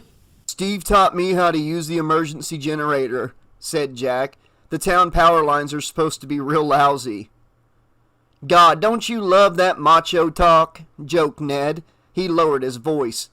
"Emergency generator." Jack wished he'd give it a rest. The more he was around Brenda, the sillier Ned got. It had become obvious to everyone that Ned really liked her, but he was acting like a little kid. If Brenda had pigtails, Ned would probably be following her around with an ink pot. "You want me to give a hand?" Jack asked Bill, shaking his head in resignation. Yeah, let's go. Bill rose from the table. "Wait for me," said Brenda.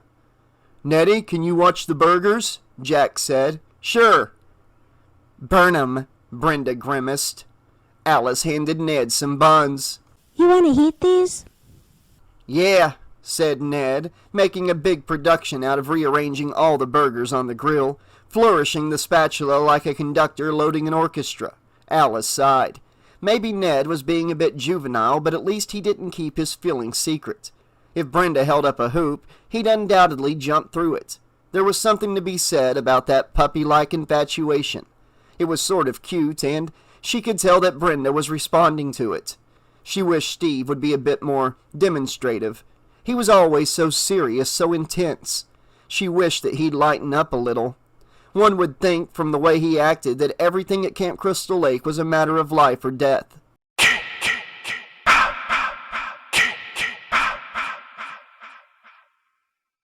Bill shut the door behind them as Brenda switched on the flashlight, aiming it at the old gasoline-powered generator. The wind was starting to pick up outside. All they needed now was a power failure just as the storm was about to hit. "You really think he's gonna be bent out of shape?" Brenda asked as Jack approached the generator. "I don't know," said Jack. They weren't looking forward to Steve's reaction when he learned there was something wrong with the power lines. Throughout the day, he'd been obsessive about every little detail of each job that they had done, running into town to pick up more supplies every few hours, making up a new list of things for them to do, checking on their work when he got back, and finding fault with everything. None of them looked forward to sitting out a storm in a cabin without any lights, listening to Steve complaining about all the things they hadn't done. Bill scanned the interior of the cabin, the oldest one in the camp. It needed too much renovation to be useful as a dorm for the campers, so Steve had designed it as the plant cabin, the one where they kept all the tools and emergency supplies. Hey, Said Bill, glancing at the generator. this almost looks like the one at my uncle's cabin in Maine. "What an antique," said Brenda. "Well, here goes," said Jack, priming it. He threw the switch, kicked it over, and it sputtered to life, making a sound like an outboard motor about to throw a rod. "What has God wrought?" Brenda watched the generator shudder on its mount as if it were alive. Jack dusted off his palms and stepped back from it, watching it dubiously. He wouldn't have been surprised if it shook itself apart, but it seemed to work. They went outside and looked at the sky. It was a cloudy blue-gray. The wind had died down and everything was still, as if waiting for the storm to break. The surface of the lake was mirror smooth. Marcy came out to join them. Jack took her hand. Everything seemed quiet and peaceful. It was nice having the camp to themselves for a while. No campers to watch over yet. No nervous camp director to badger them about their work every time they stopped to take a break. Jack led Marcy down the lake shore, past the dock and towards the woods. They walked across some fallen logs, then stopped in a little stand of trees, sheltered from the others. Marcy smiled and came into his arms. They kissed. Ned stood by a tree on a path between the cabins, watching them. He could just barely see them through the trees. He smiled and whistled softly between his teeth, thinking about Brenda. He always felt a little awkward around girls he liked. He knew he acted a bit foolish, but he couldn't really help himself, and Brenda didn't seem to mind. She actually seemed to like him. He sighed and started walking back to the cabin that he shared with Jack. As he approached, he thought he saw someone standing on the porch, looking out where Jack and Marcy stood kissing in the trees. "Hello?" he said. Whoever it was moved quickly back into the shadows. Ned hesitated, thinking about Crazy Ralph. He had seemed harmless enough, just a skinny old guy with crazy eyes. Not much to him at all, but you never could tell with crazy people. Yet if Ralph were really dangerous, he doubted that the local police would allow him to run around loose. Just the town character, he thought. But he didn't like the idea of Ralph being in their cabin going through their things. He hurried toward the cabin, but whoever had been on the porch had gone inside. He heard the door creak. He paused at the steps leading to the porch, took a deep breath, and started up. He paused again outside the door. "Can I help you?" he said. He rolled his eyes. "Can I help you?" What was he, a sales clerk in a convenience store? Christ, be firm, Ned, he told himself. Get in there and chase the old loony out before he steals something. He stepped in and scanned the cabin. There wasn't anyone in sight. "Hello? Hello?" He heard a step behind him, but before he could turn around, someone grabbed a handful of his hair and gave a hard, sharp jerk. His head snapped back, and he opened his mouth to cry out, but before he could utter a sound, a gleaming steel blade flashed briefly in front of his eyes, and he felt a line of fire burn across his neck. A searing, stinging, white-hot pain as the knife slashed his throat from ear to ear. His legs gave way beneath him, and he coughed, choking on the flood of blood, trying in vain to gasp for air. Everything seemed to turn incredibly, indescribably bright for a brief instant, and then he felt himself falling. He was dead before he hit the floor.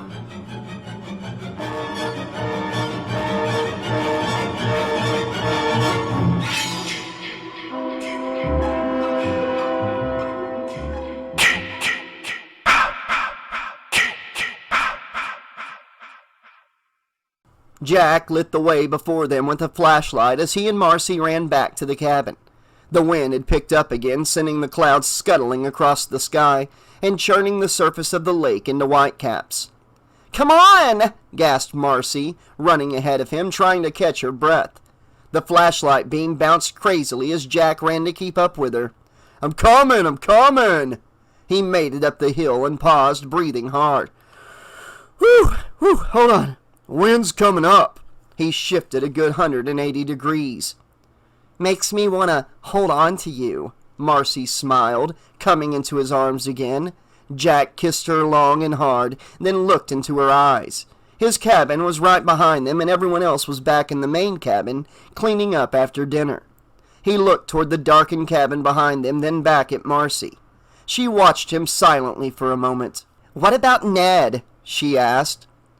"I don't love Ned," Jack said. Besides, he was sure that Ned would be back at the main cabin mooning over Brenda. They'd been talking about breaking out one of the games and maybe smoking a few. He didn't think Ned would be coming back to their cabin anytime soon. Marcy laughed. "He keeps acting like a jerk." "Neddy!" Jack shouted, though not loud enough for anyone in the main cabin to hear over the wind. "Stop it!" Marcy said. "Don't call him!" Her eyes were steady on his. "I thought you wanted to give him one of your motherly lectures," Jack said, trying not to think about how much he wanted her. "Look, Neddie's gonna do whatever Neddie wants to do, you know." "Uh-oh, it's gonna storm." He moistened his lips. "It can tear down that valley like a son of a gun."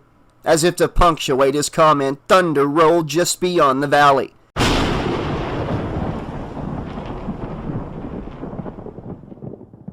The storm was approaching fast. They sat down on a log, and Marcy scooted closer to him. "I've been afraid of storms ever since I was a little girl," she said. "No, really?" She laughed slightly, embarrassed. "Yeah, I've had this dream where I'm in a thunderstorm and it's raining really hard. It sounds like pebbles when it hits the ground. I can hear it, and I try to block out the sound with my hands over my ears, only it doesn't work. It just keeps getting louder and louder, and then the rain turns to blood. And the blood washes away in little rivers, and the sound stops." She shook her head and shivered as drops began to splatter around them. "It's just a dream," said Jack. "Yeah, I know," Marcy grimaced. "I'll call it my shower dream." Lightning flashed and the storm began. Jack laughed. "Well, hey, this is no dream. Come on, we're going to get soaked." He led her into the cabin as the wind whipped across the lake, bending the treetops. He turned off the flashlight as they entered the cabin. They were alone in the dark. Marcy pushed up against him, kissed him seductively, and slowly started to unbutton his shirt. Jack shut his eyes and swallowed. It seemed like it had been building up to this for a long, long time, but he had never thought it would happen. He couldn't believe how much he wanted her. He thought about the conversation he once had with Nettie. "Just because you want something doesn't necessarily mean you should have it," Ned had said. Now here he was with Marcy in the dark, in an empty cabin on a secluded lake with thunder crashing and lightning flashing in the sky. And Marcy was afraid of storms. He remembered somewhere that some women were excited by thunderstorms and by fear. Was he taking advantage of the situation? No, he told himself. She's ready. She's making the choice. He had waited. He had never pressured her. He had allowed her to make the decision, to pick the right time and place. He ran his hands over her chest. Her nipples were hard. She broke the kiss and made her way over to the bottom bunk, feeling her way in the dark. He sat down beside her and reached over to the nightstand, picking up a small candle and lighting it. She unbuttoned her jeans and pulled them down. She was wearing white bikini panties. He was afraid to speak, afraid to break the spell, afraid she'd change her mind at the last minute. He'd die if that happened.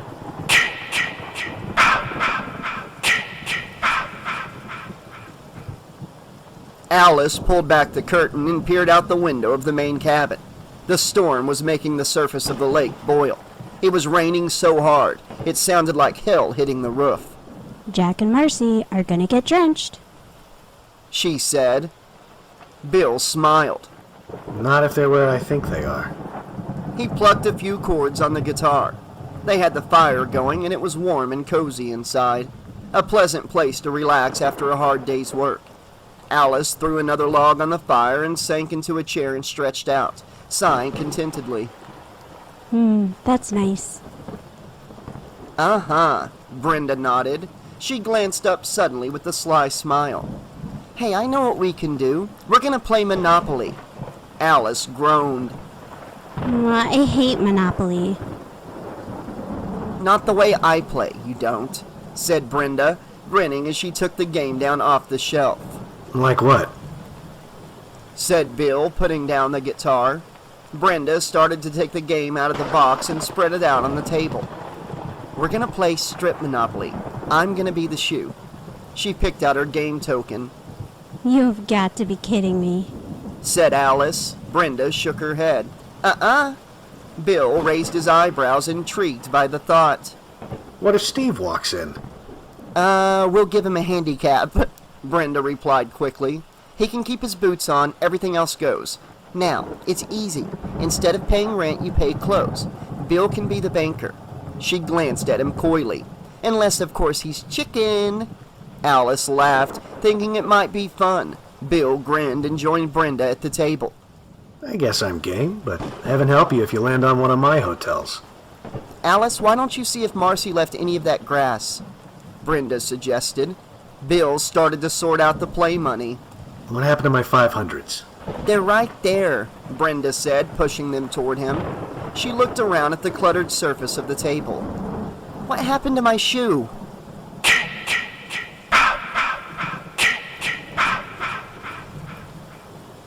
Jack and Marcy lay naked in the bed together, moving slowly, exploring one another's bodies, speaking in sighs and moans of pleasure. They had each given in to the feelings of the moment with no thought for the consequences.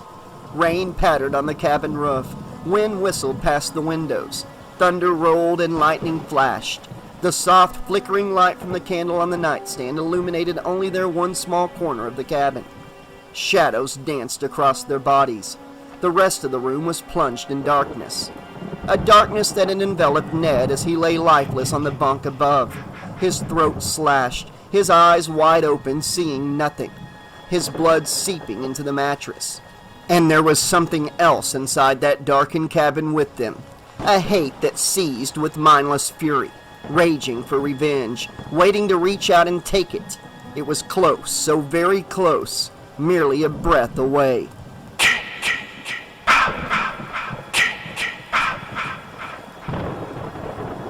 Alice set the open beers on the table, then sat down and lit up a joint, inhaling deeply. I'm not gonna pass go without a glow. She giggled. Brenda laughed. We've already rolled for you. You're gonna go last, okay? And community chest cannot give you back your clothes. She rolled the dice. Double sixes, I get to roll again. Bill sipped his beer and glanced at Alice. I think we're being hustled. I think you're right. said Alice, leaning back in her chair and taking another toke before passing it to Bill. Steve wouldn't approve of this, she thought. If he came in now, he'd put a stop to it and give them all a lecture on responsibility. She sighed. He'd think this was juvenile, silly, but it wouldn't hurt him to be a little silly and juvenile on occasion, even a little irresponsible.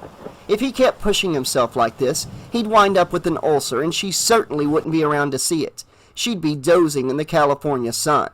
He'd been so different when she met him, gentle, compassionate, attentive. Or had she only seen what she had wanted to see? It wasn't that he was unkind or that he took her for granted. It was just that he was too wrapped up in his plans to the point of obsession. He simply wasn't able to see what was really happening around him. Perhaps it was her fault. Perhaps she should have seen it coming. Maybe there was something about her that led her to make the same mistakes with men over and over.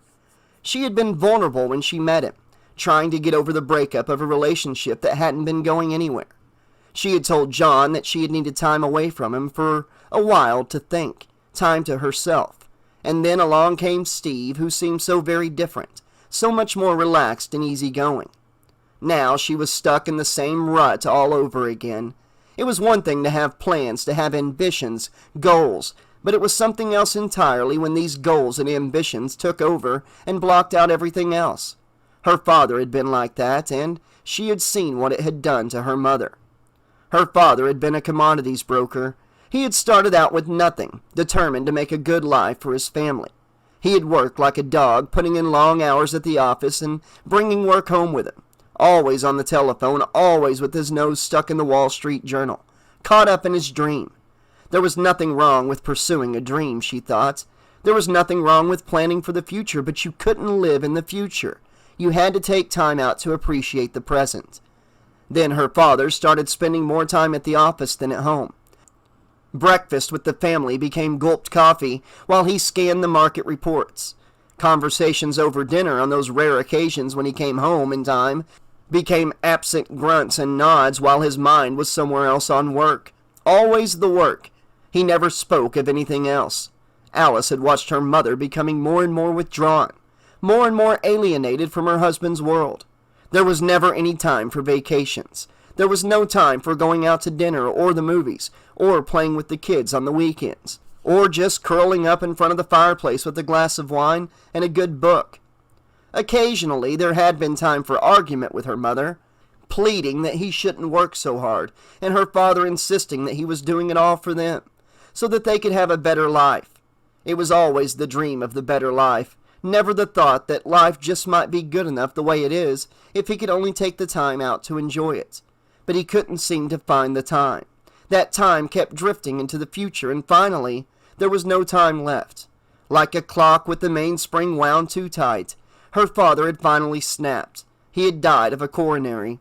They had found him slumped over his office desk, a telephone receiver in either hand. He had literally worked himself to death, and his heart had burst. Alice was never going to go through that ever again. She didn't want any part of men who became so caught up in their plans and ambitions that she would wind up being pushed aside. You don't work for a relationship, she thought. You work at it. And that meant communicating. It meant sharing. It meant not putting things off until some other time where it would be more convenient. That time might never arrive. When Steve came back, she was going to have to confront him with it. Maybe if she explained to him why she felt the way she did, he'd understand. Maybe then he'd open up and talk about it, instead of avoiding the subject, which he always did. It was almost as if he was afraid to talk about it. She had seen the curious change come over him as they had driven up to the lake. She had seen him grow tense and moody. As they approached the camp, he had stopped the jeep at the entrance, his mouth a thin line as he simply sat and stared through the windshield at the empty cabins on the lake shore, like an old soldier revisiting a battlefield. What is it, Steve? She had asked him. For a long moment he said nothing. Steve? He had blinked as if coming out of a daze and turned to look at her, a forced smile on his face. "Nothing," he said. "Just thinking about all the work we have to do, that's all." But that wasn't all. She knew there was something else, something he wouldn't tell her. There was a sense of desperation about him, as if he were frightened of something. What was he so afraid of? He acted as if it were all a matter of life and death.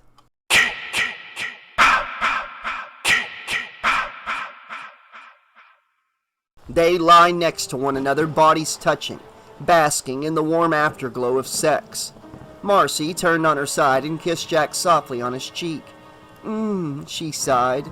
You are so fine. She gave him another kiss and got out of bed. The candle on the nightstand was flickering. Yo, where you going? Jack said, sitting up. I gotta pee. She felt around in the darkness for her clothes. Jack put on his shirt. Marcy found her underpants and t-shirt, pulled them on, and then slipped into her raincoat without bothering to look for the rest of her clothes. They were nearby on the floor somewhere, and she would only be gone a minute. Hurry back, okay? Jack grinned. It's getting cold in here. You'll save my place for me? Oh yeah. She bent down to kiss him, then picked up the flashlight and went out the door. It was pouring. She smiled at the thought of what would happen if she ran into any of the others, and they saw her barefoot in the rain, without anything on beneath her slicker except her underwear. But the light was still on in the main cabin, and she could see smoke curling up from the chimney. They're probably having their own party, she thought.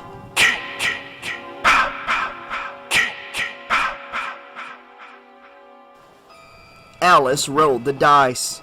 5. She moved her playing piece. Baltic Avenue. I'll buy it. No one ever lands on Baltic Avenue. Bill pointed out. I think it's a pretty color. Alice said. She passed Bill the play money and he handed her the deed card. Okay. He said, rattling the dice in his hand and blowing on them like a crap shooter. Come on. Said Alice. He rolled the dice. Alice moved his token around the board. Baltic Avenue. You owe me 1 boot. Hand it over. Coming. He reached under the table to pull off his boot. Alice draws first blood, said Brenda. What a terrible way to talk about my feet. Said Bill. He passed her the boot. Thank you. Said Alice, setting it down beside her chair. They were all starting to get a little silly. The grass was helping, so was the beer. You know, I think I'm beginning to like this game. Just wait till you land on my old Kentucky home, Brenda threatened. She rolled the dice. More beer? Asked Bill. He quickly checked the bottles on the table. More beer. He nodded and got up to go to the refrigerator. Let's see, said Brenda. What railroad is that?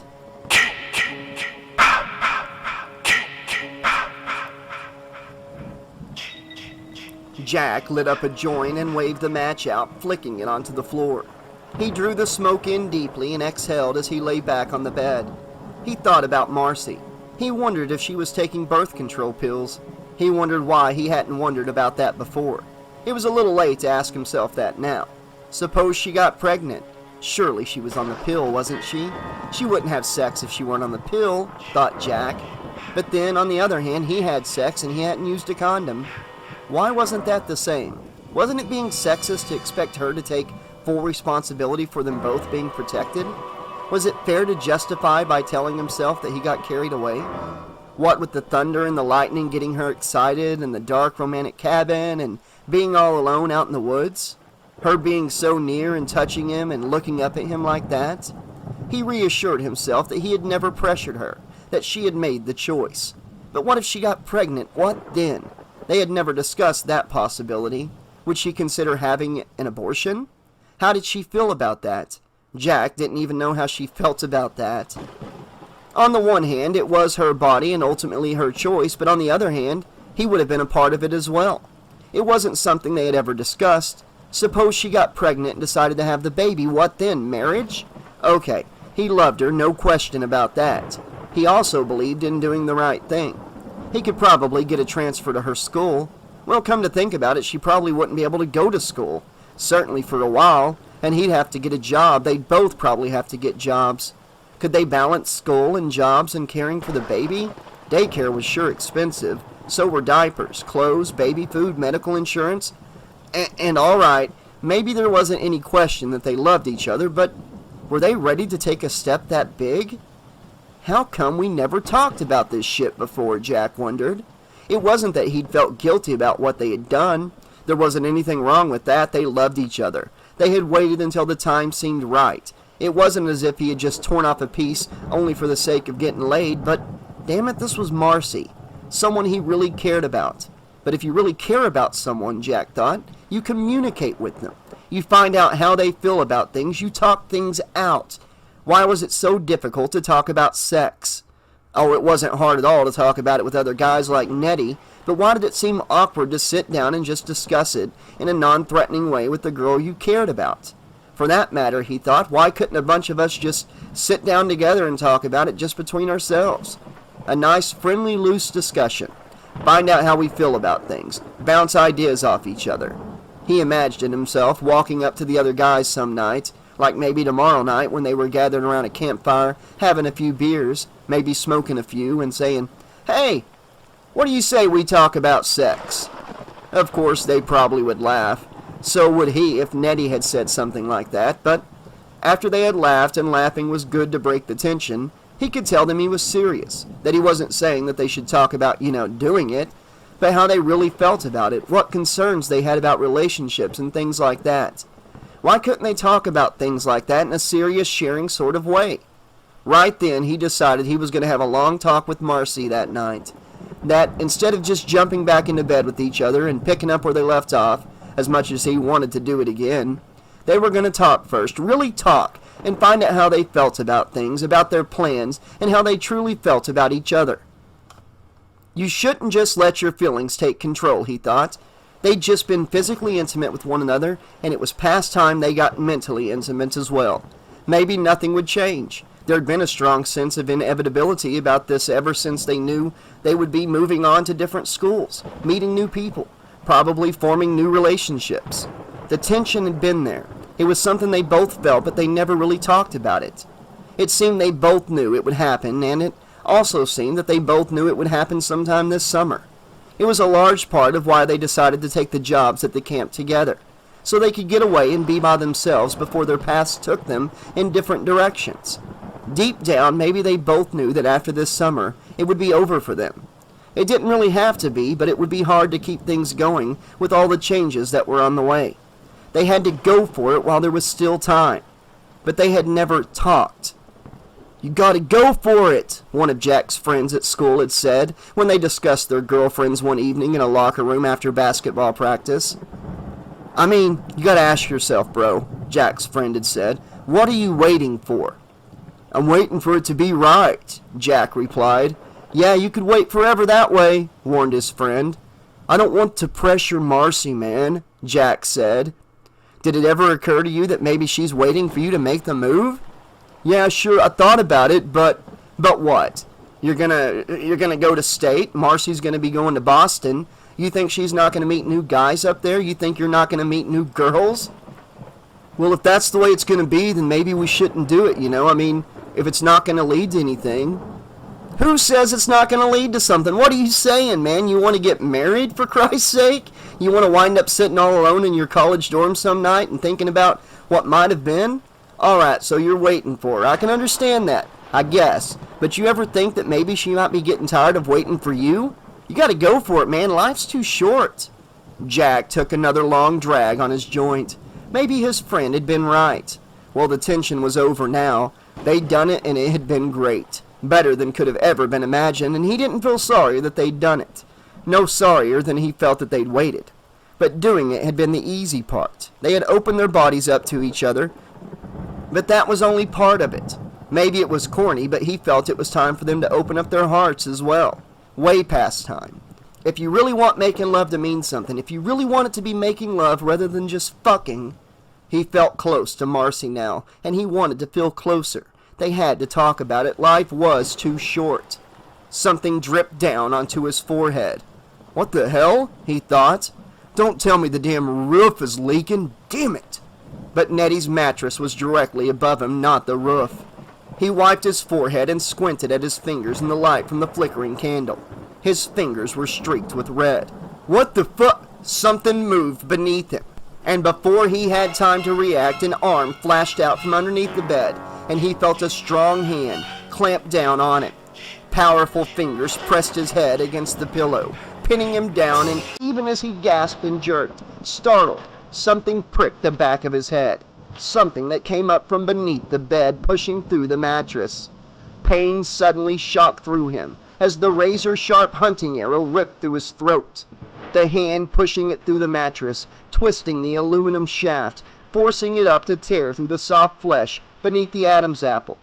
He opened his mouth to scream, but only gagging sounds came from his ruined throat as the razor-headed arrow impelled him through the neck, flooding his mouth with blood from his severed arteries, choking him. He thrashed against the powerful grip, but it was too late. His failing vision saw the triangular tip of the arrow come bursting through his neck, visible now thrusting up just below his chin as blood came plummeting out in a fountain. And then there was time only for a few fragmented, fleeting thoughts. The realization that he was dying, already dead. He agonized, not knowing who or why, and one last searing flash of pain. A whiteness bursting against his eyes so bright, so incredibly painfully bright.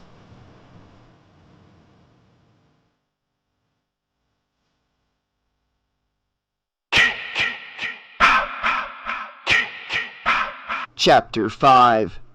Marcy picked her way carefully along the path to the latrine, a large cabin set back from the others in a clearing surrounded by a grove of trees.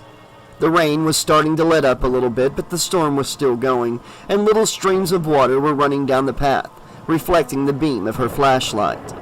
She entered the building and flicked on the lights by the door. Water had found its way into the cabin. It was puddled up near the entrance and by the showers. She walked around it to the bathroom stalls, slipped out of her slicker, entered one of the stalls, and put the flashlight down at her feet. Steve had obviously neglected to repaint the bathroom in his rush to make sure everything was operable. The inside walls of the stall and the surface of the door were covered with graffiti left by former campers. 40 yards to the outhouse by Willie Make-It, Marcy read. She grimaced. Come on, kids, you can do better than that. She checked to make sure the seat was clean. Well, she thought, this will probably be tomorrow's detail. Steve would probably have them in here scrubbing down the floor in the stalls again after the rain and painting over all the old graffiti, which would only provide a fresh, clean, irresistible surface for the new campers who would arrive at the end of next week. She wondered what the point was. People were going to draw on walls no matter what you did. It was a way of saying I was here. Some called it vandalism, others labeled it inner city art, like a writer she saw on The Tonight Show who said it was, what was it, a new form of urban abstract expressionism, or something like that. But the bottom line was that people, especially kids, needed attention, a way of making their presence felt, a way of marking out their turf. Adults got to put personalized license plates on their cars, signs with their names on their houses and front lawns and mailboxes, personalized checks, and gave business cards and stationery, brass nameplates on their office desk and plastic nameplates on their office doors, initials on their briefcases and monograms on their pocket handkerchiefs. It was all the same thing, more or less, a way of establishing your identity, of saying, this is me, I did this, I was here. It's most common in big cities. Graffiti is rarely seen in small towns, and when it is, as in this case, it was probably done by someone from the city. In small towns, identity was not much of a problem. People knew each other. They took the time to say your name and say hello. In a big city, you often got lost in the crowd. The best attempt at a solution to the problem that she had ever seen was in a bar she went to once. Getting in by borrowing a girlfriend's fake ID, she had a couple of beers and then went to the ladies' room where she found that the walls were made of blackboard slate. There was a tray with chalk so people could write whatever they wanted to on the walls, on the theory that it would always be erased, but someone had wanted to leave a message with more permanence. So she had scratched her initials and date into the slate. You couldn't win, people simply had to do it. Maybe that was why they did it, because you couldn't win.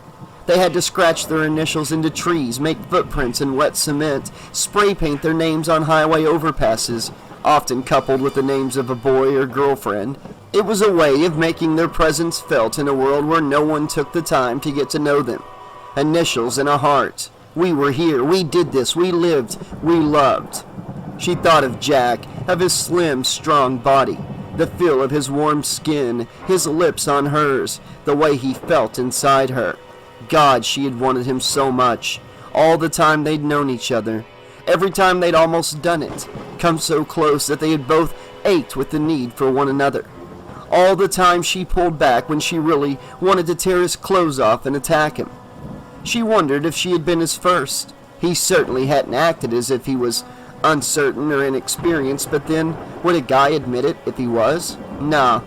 She guessed that Jack probably had girls before, and the fact that he hadn't rushed her had made it that much more special. She wondered if he knew she was on the pill. He'd never asked her, but he probably assumed she was, figuring she would have said something if she wasn't, although she knew girls who didn't use anything but didn't let that stop them. Stupid. She wondered if he had thought she was a virgin. In fact, she wasn't. Though she had not been on the pill when she had done it the first time, it hadn't been smart, and it certainly hadn't been special. It was long before she met Jack. She had only been 15. The experience left much to be desired. Some of her girlfriends had talked about saving it for when they got married, or at least for the right guy. But that idea had always bothered her. How do you know? How do you know when it was right? How could you know if it was really good with someone that you cared about if you had no basis for comparison? And she had no desire to wait until she got married to have sex. Sex was sex and love was love, and the ideal situation, of course, was when they went together. But you had to know how to tell the difference between the two. Even so, just because you love someone was no reason to marry them. It might be a reason to have sex, but it took more than desire to make a marriage or even a relationship. It seemed like every second or third marriage nowadays was ending in divorce, and she didn't want to be a part of those statistics. The first time had been okay, but that was about all she could say for it. Afterward, it hadn't seemed like a very big deal at all, and that was probably why she had felt so disappointed. It should have been a big deal. Some of her older, more experienced girlfriends had told her about orgasms, about what they felt like, about how incredible it was. She had gotten wet, but she didn't know that that wasn't it. She remembered thinking, okay, so that's what it's like. Well, now I know. She knew there had to be much more to it. She started taking the pill 8 months ago. She had frankly expected to have sex with Jack long before this, but she always found herself pulling back at the last moment. It probably wasn't fair to him to get him so hot all those times and then stop just before they passed the point of no return, but then it wasn't just a case of her getting him all hot bothered. It worked both ways. She felt the frustration too. She cared for him. She cared for him a lot, but she didn't want to give in to the feelings of the moment, only to lie there afterward thinking to herself, okay, so that's what it's like with him. Well, now I know. Hell, if a girl just wanted to get laid, it was the easiest thing in the world, especially if she was pretty and had nice tits. She just picked up a fake ID, teamed up with a girlfriend she could trust, and hit some bar where she could be sure you wouldn't run into anyone from school, or she could go to any one of a million places where you could get hit on by older guys. Christ, it happened all the time. You got hit on in supermarkets, for God's sake, and in record stores, and just walking down the street, and these days, you didn't even have to wait to get hit on. You could pick out some guy who looked nice, someone who wasn't an obvious sleaze, and you could make the moves yourself. She knew some girls who did just that, who even made a point of going after married men on the theory that they wouldn't hassle you because they had much more to lose. But that wasn't what she wanted. She wanted more, much more. She didn't want a short interlude of heavy breathing and temporary pleasure. She wouldn't settle for just feeling good. She remembered after that first time talking about it with her more experienced girlfriend who had said, God, wasn't it great? Didn't it just make you want to do it with every foxy guy you know? She had said yes because the conversation seemed to call for it, but she hadn't meant it. What she had wanted to say was, yeah, well, I guess it was sort of nice, but is that really all there is? And no, it doesn't make me want to do it with every foxy guy I know. It made me wonder if it's any different with somebody who rubs me. Someone who wants to be inside me, not just in my body, but it made me want to do it with somebody who'd carve our initials on a tree, leave behind more than a memory, a statement. We were here. We did this. We loved. She hated to think of them being apart after this summer.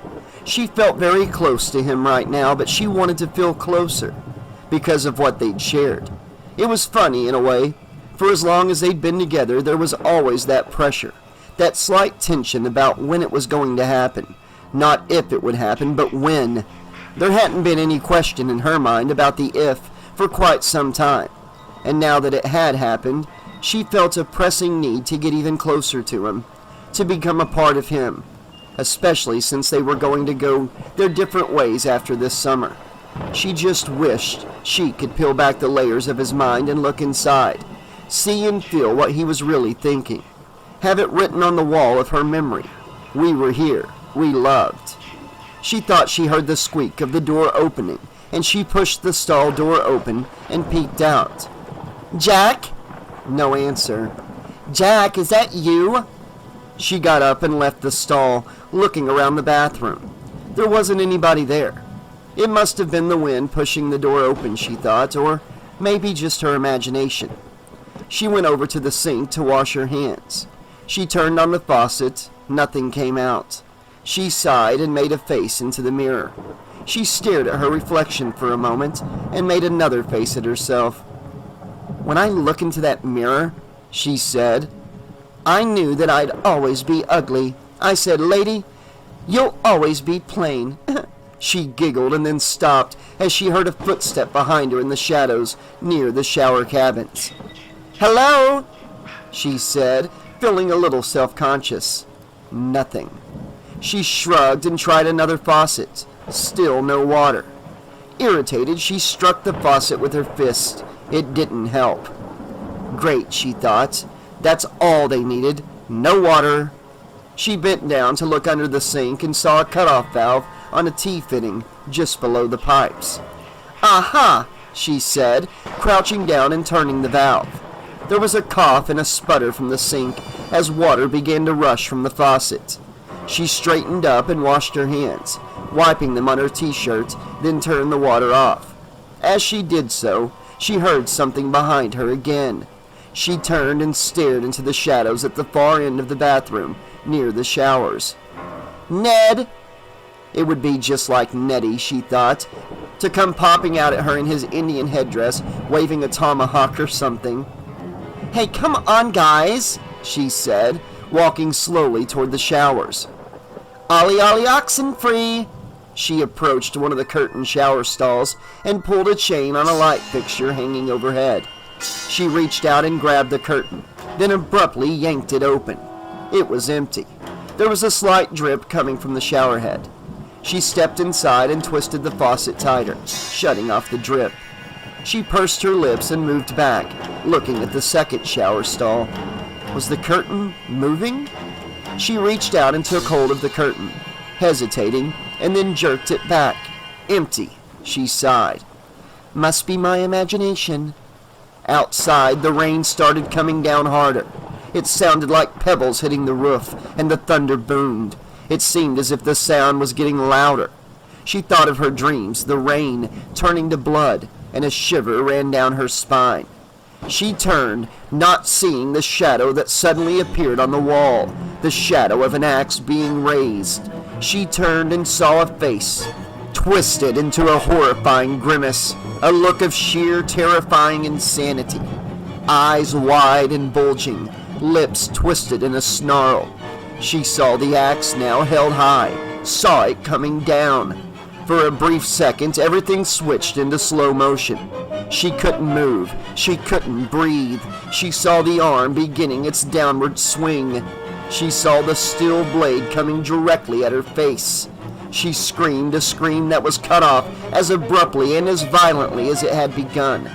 Cut off as it tore from her throat. The steel blade struck her face and she felt the numbing force of its impact. That and nothing more. Just one incandescently brief, agonizing blow as it was buried in her forehead, splitting the skull, biting deep into the cranium.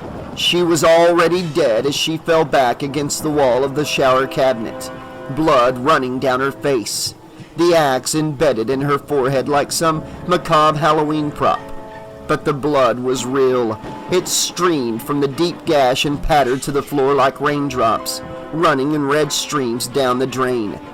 The overhead light swaying crazily back and forth as the door was opened briefly and a gust of wind blew through the bathroom.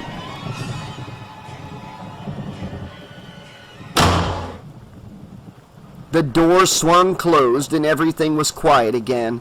Only the light fixture swung back and forth, briefly illuminating Marcy's body slumped in the shower stall. Then it gradually stopped swinging, leaving her in darkness.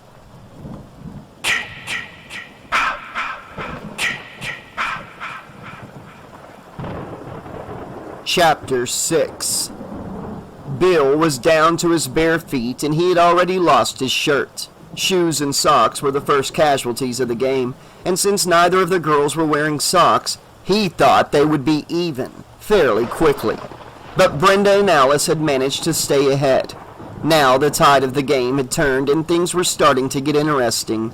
Brenda had lost her shorts on her last turn, and now she rolled the dice and moved her game token across the board. Bill saw she was going to land on one of his properties again. Hello? He grinned. Brenda scowled. Worst run of bad luck since Richard Nixon. She pulled her shirt off. She had a pretty pink bra underneath, the sheer kind with demi-cuffs that exposed most of her breasts and left practically nothing to the imagination. It matched her pink bikini panties. Poor Ned, Bill thought. Look what you're missing. Well, that's what happens when you leave the party early. He smiled at Brenda as she dropped her shirt on the floor beside her chair.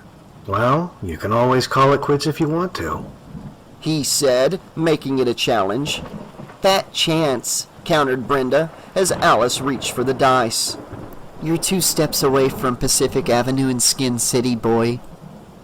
Ooh, said Bill in mock fright. He thought of Steve Christy coming back from town and walking in on them playing Monopoly stark naked. The thought of the expression on Steve's face almost made him choke on his beer. Whoops, said Alice as she landed on one of Bill's streets. Brenda laughed. well, what can I say? It's not much, but I call it home. Bill said with an elaborate shrug. He watched appreciatively as Alice started to unbutton her blouse. A sharp gust of wind suddenly blew the door in.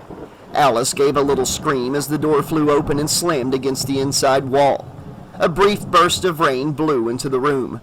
Alice grabbed for the flying play money as Bill jumped up to shut the door. I'll get it! I'll get it! Wait a minute! Brenda shouted, laughing. Grab the money! oh my God! Screamed Alice. Bill forced the door close against the wind. The game was in shambles. Play money and game tokens and deed cards had flown all over the place. It's blowing like crazy out there. Bill said. Oh, and I think I left the windows of my cabin open, Brenda realized. Shoot! Alice rolled her eyes. Brenda grabbed her slicker and threw it over her shoulder, then bent down to pick up her clothes. Well, we're going to have to finish this game some other night, she said, just when it was getting interesting, too. Okay, Said Alice, feeling secretly relieved. She started to help Bill pick up the pieces of the game. See you guys in the morning, Brenda said, heading toward the door. See ya. Bill said. night. Said Alice. Another brief gust of wind whistled through the room as Brenda opened the door and quickly shut it behind her. Alice sighed. Look at this mess. She picked up the empty beer bottles and handed them to Bill. Here, He took them from her and she picked up the rest of the empties and headed into the kitchen with him. Hey, tell me, Bill said. were you really going to go ahead with it? Alice smiled. actually, I hadn't made up my mind. Oh, well, in that case, we'll have to finish the game another night. Oh yeah? She gave him a playful kick and he ducked out of the way, chuckling. She watched him, wondering what would have happened if the wind hadn't blown the game all over the floor. What would Steve have said if he came back and walked in on them after a few more turns? And would they still be playing Monopoly? Maybe a lot could happen in a week, she thought. And the night wasn't over yet.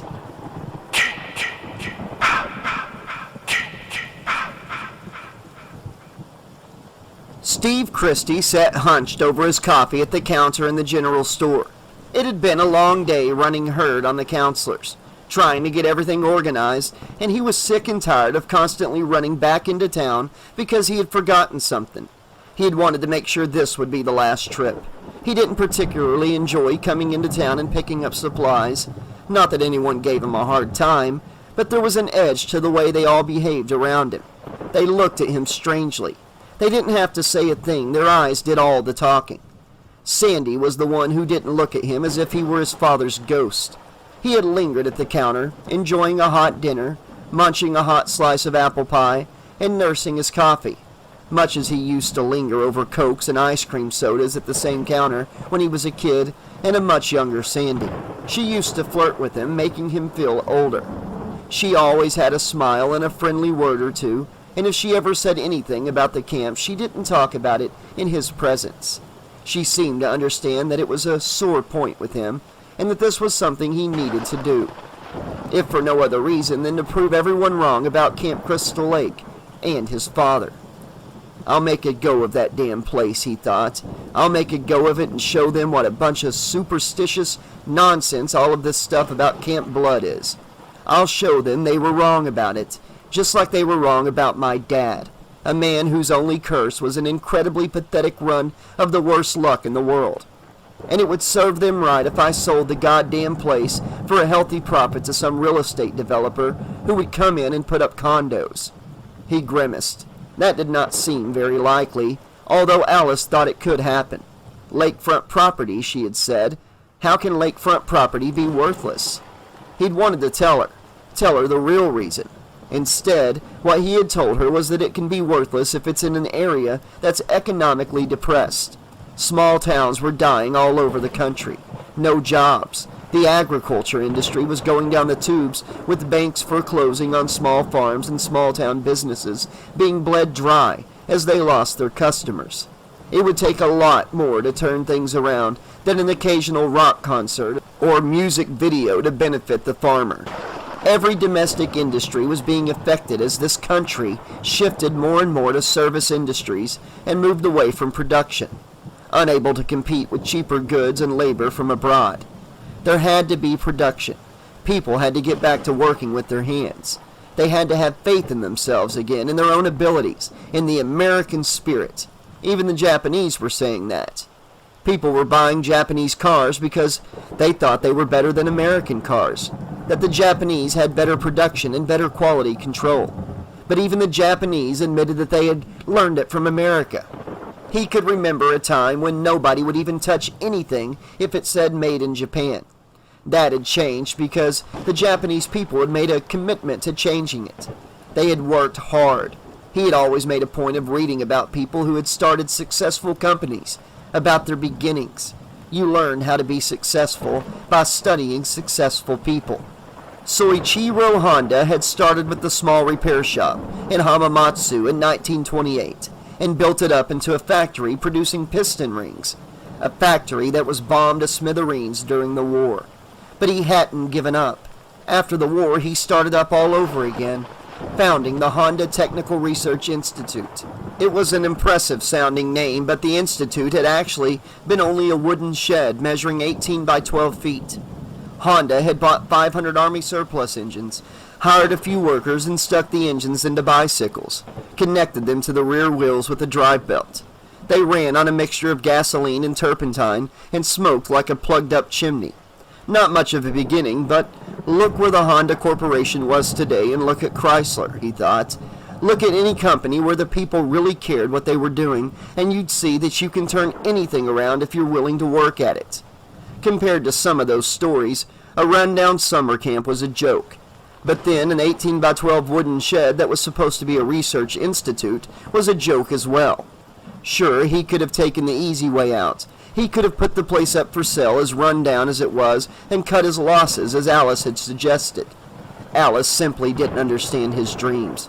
She couldn't appreciate the long view. She didn't even understand the most basic elements of business. To her, lakefront property meant that it wasn't worthless. Never mind that it was a depressed area, never mind it was falling apart from neglect. Never mind that it had been plagued by bad luck, starting with a boy drowning back in 57, and 2 counselors being brutally murdered in 58, and fires set by some arsonist the year after that, and one thing after another ever since. So that people now believed that the place was cursed. He had wanted to tell her the place was worthless because people believed in the curse upon it and upon his family. They thought he was crazy to reopen the camp, to drop $25,000 of his own money to refurbish it and bring in inner city kids. Everyone in town thought drunken old Ralph was crazy with his talk about death curses and the Lord's vengeance, but were they really any better? At least Ralph said what was on his mind. Maybe they didn't say it out loud like Ralph did, but they thought it. He was convinced that some of the problems his father had experienced could be traced directly to the residents of Crystal Lake. He wondered as he went around town picking up supplies. Which of the people he had encountered had been the ones who set the fires? Which ones had vandalized the cabins and poisoned the wells?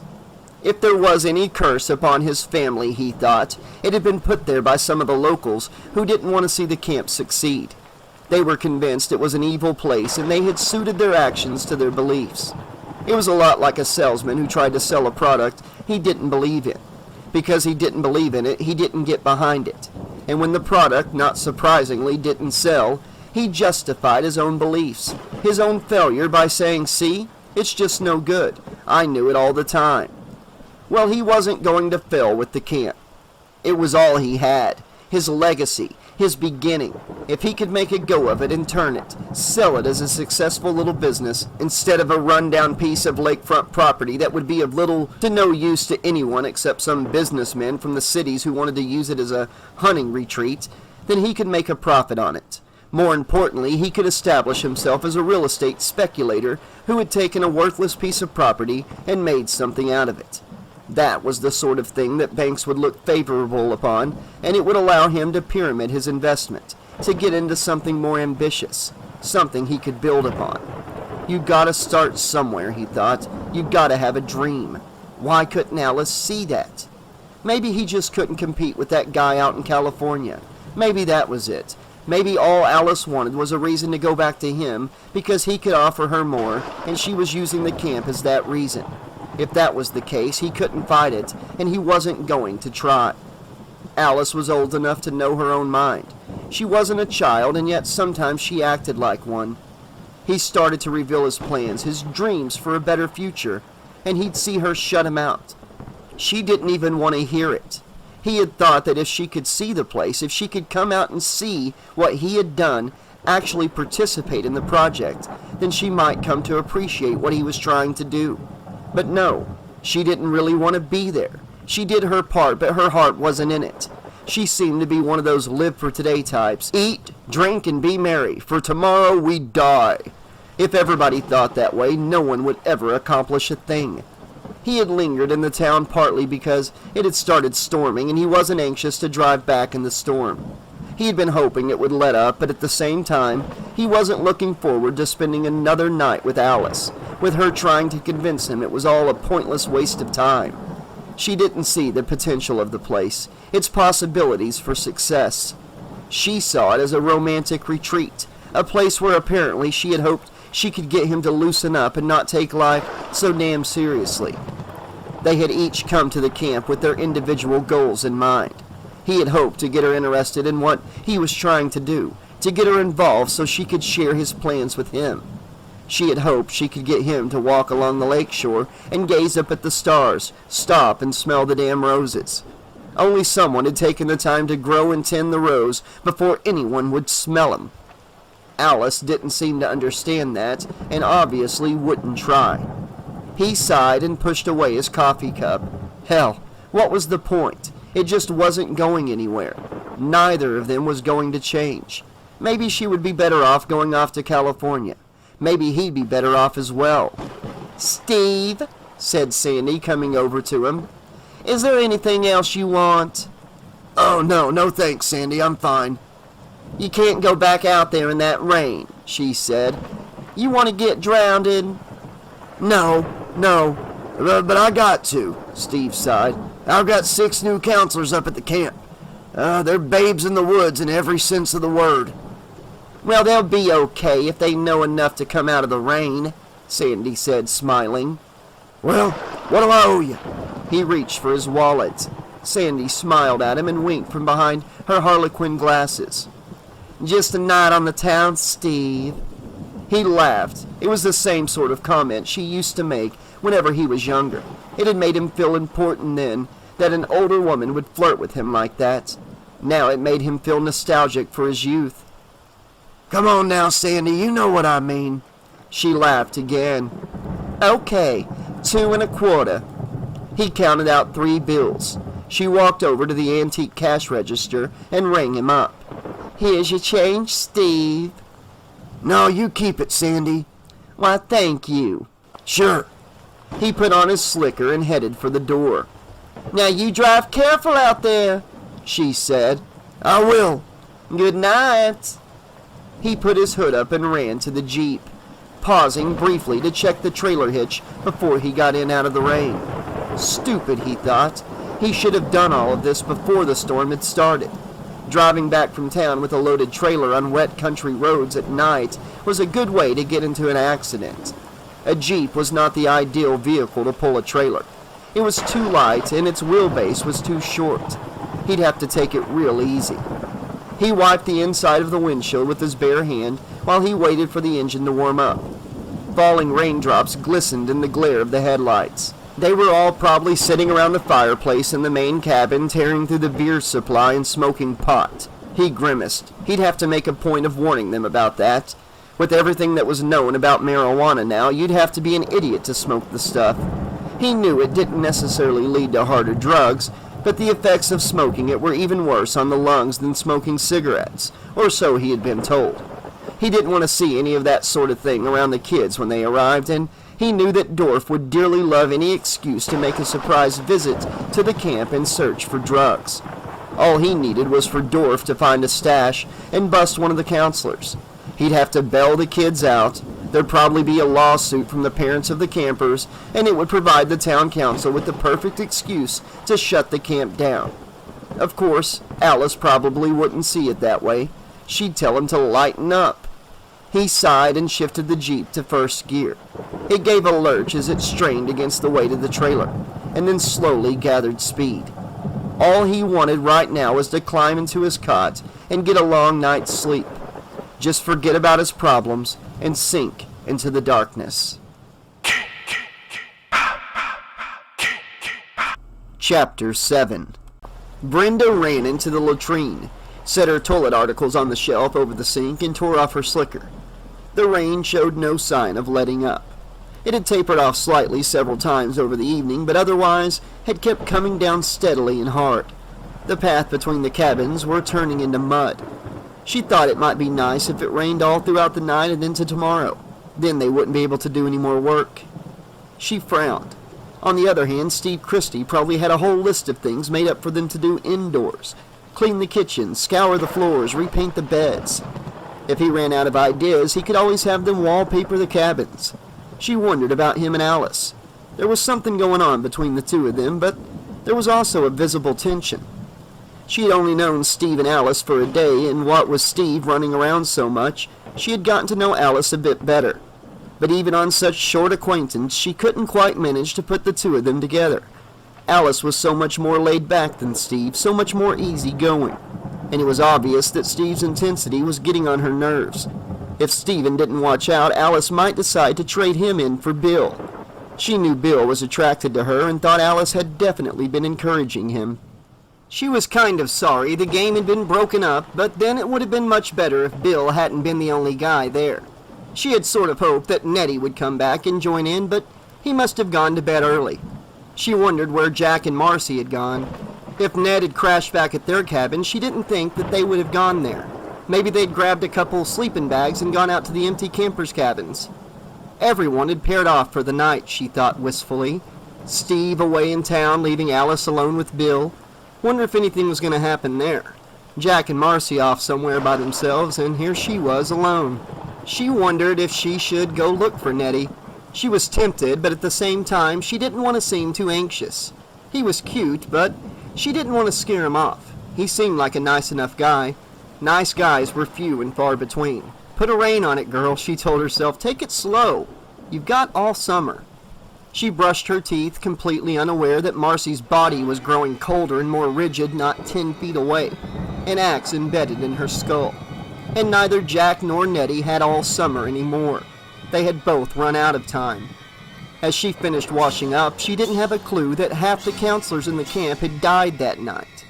She rinsed her mouth, threw her toothbrush and toothpaste tube back into her case, pulled on her slicker, and went out the door just as one of the shower curtains behind her was slowly pushed aside.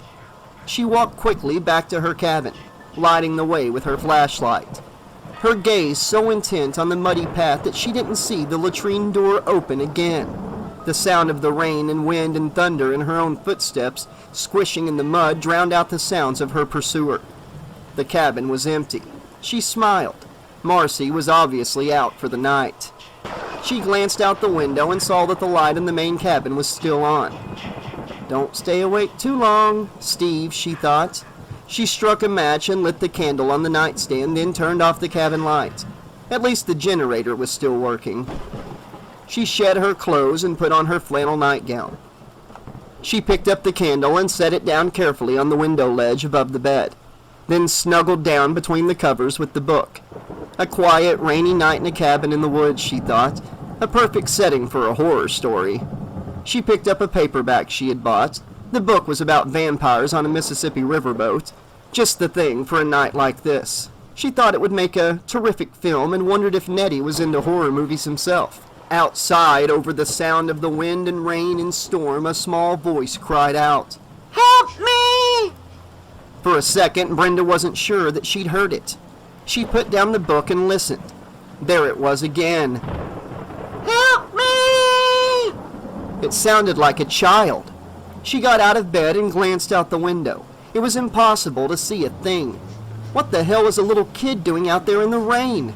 She picked up her flashlight and went over to the door, opening it and peering out into the darkness, shining the beam all around the area outside of the cabin. "Hello?" she called out. "Hello? Is anybody there?" For a moment she heard nothing but the wind and rain, but there it was again, unmistakably the voice of a small child somewhere in the darkness. "Hello?" she shouted. "Hello?" The voice that answered was muffled. "Help me! Help me! Help me!" Jesus, Brenda thought, what could have happened? Maybe it was some little kid from town out there by the lake playing with some friends. Some kid that got separated somehow and then something happened. Maybe he slipped and fell and hurt himself or fell into an old trap or something. She shivered at the picture of a kid with his foot caught in one of those steel-jawed traps. God, he could bleed to death. Where was he? "Help me! Help me! Where are you? Where are you?" Brenda shouted, moving barefoot down the muddy path, shining her flashlight beam all around her, paying no attention to the wind and rain. A child was out there, in trouble. He sounded hurt. "Help me! Help me!" The voice was coming from the direction of the playing field out by the archery range. She was certain of it. God, they had left a lot of tools in that storage shed, unlocked. Some little kid, oh God, some little kid could have gone in there and... "Hello? Hello? Can you hear me? Where are you?" she shouted, her eyes straining to penetrate the darkness. She started moving faster. Suddenly, someone threw the switch on the junction box and the quartz halogen spotlights mounted on poles at the edge of the range came on, bathing her in brilliance. She turned and squinted against the glare, backing away, trying to block out the light with her hand over her eyes. She couldn't see if there was someone standing at the edge of the range or not. "All right," she shouted angrily. "Come on out, it's not funny anymore." She backed away from the bright lights, shielding her eyes with her hand, trying to see if anyone was there. Nettie. It had to be Nettie. Damn it, this was just too much. "It's not funny at all," she yelled. Now she was sure she could see a figure at the edge of the range, just a backlit shadow. Nettie, she thought, "I'm gonna fucking kill you." Then she saw the figure raising something and pulling back. Oh my God, she thought, it was a bow. Has he gone completely crazy? What does he... She heard a soft hiss coming toward her, unbelievably quickly, and in the split second that she realized what it was and screamed, the arrow plunged into her stomach, sending her stumbling back against the archery target behind her. It was followed by another and another and another, the arrows marking dull, wet smacking sounds as they plowed into her flesh. But after the second one, she could no longer feel a thing.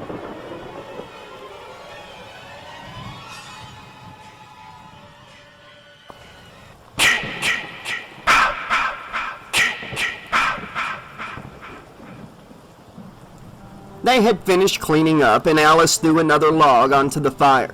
Then she walked over to the couch and picked up Bill's guitar. She strummed a couple of chords.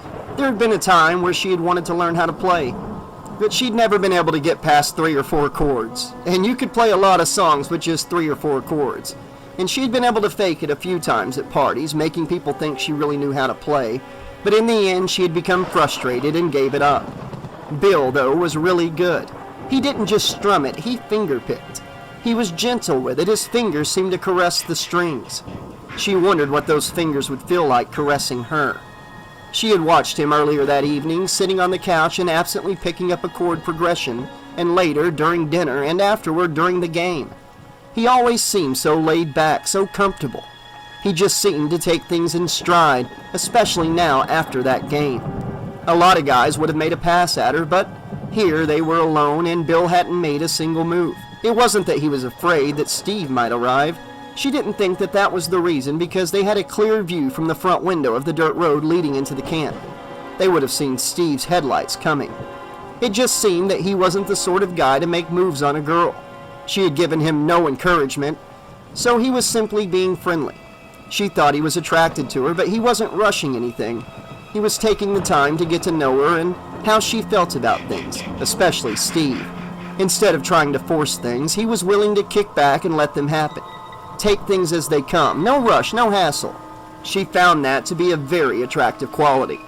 She was wondering if perhaps she shouldn't encourage him a little when she thought she heard a scream. Bill came in from the back room carrying a kerosene lantern that he'd been filling. Bill? She said. Hi. Just checked on the generator. It's still running okay. He said, smiling. I thought I heard a scream. She said. I don't know how you could hear anything through that wind. He was obviously not taking her seriously. It sounded like Brenda. He glanced up at her sharply, looking to see if she was pulling his leg. She seemed completely serious. I'd better take a look. He said. Yeah. Alice stood by the window looking out through the curtains. And someone turned out the lights at the archery range? What? Bill came over to the window. I can't see anything. They're off now. Alice said. He glanced at her and she looked frightened. I'm going to check it out. He said, reaching for his slicker. Bill, can I come? Come on, then. He had a feeling it was probably one of the others fooling around. Undoubtedly Ned. Only Ned would be goofing off in the middle of a storm, but it couldn't hurt to check. He handed her slicker to her and they went out into the rain. Down the path toward Brenda's cabin, lighting the way with the lamp. They ran up the steps and opened the door. Brenda? Alice called. Brenda! There was no sign of anyone inside. There was a candle burning on the shelf and her slicker was still hanging on a hook behind the door. Where is she? Alice wondered. She must be with Jack and Marcy, she said to herself as Bill went past her. They were probably out in one of the other cabins smoking dope or something. Alice? Bill called. Yeah? Come here. His voice sounded strange. She ran over to where he stood, bending down over Brenda's bed. He pulled back the covers. There was a bloody axe on the pillow. Bill picked it up and turned to look at Alice. What's going on? Come on. Said Bill. They ran out the door, heading toward Jack and Ned's cabin. Jack! Shouted Bill. He hammered on the door. Jack! Open the door! Where are they? I don't know. Come on. They ran down to the latrine cabin. Alice turned on the light as they came through the door. Brenda? Marcy? Jack? said Bill. There was no response. The bathroom seemed empty. Nettie? Alice said. Bill bent down and picked up Marcy's flashlight. You know, Alice said uneasily. I think we should call someone. If this is a joke, I'm gonna brain him. I'm serious. Alice said. I really think we should call someone. They ran to the office. It seemed as if they were the only ones left in the entire camp. Sucker's locked, said Bill, pulling on the door and rattling it, kicking at it in frustration. Where's the key? I don't know. Wait a minute. Watch out.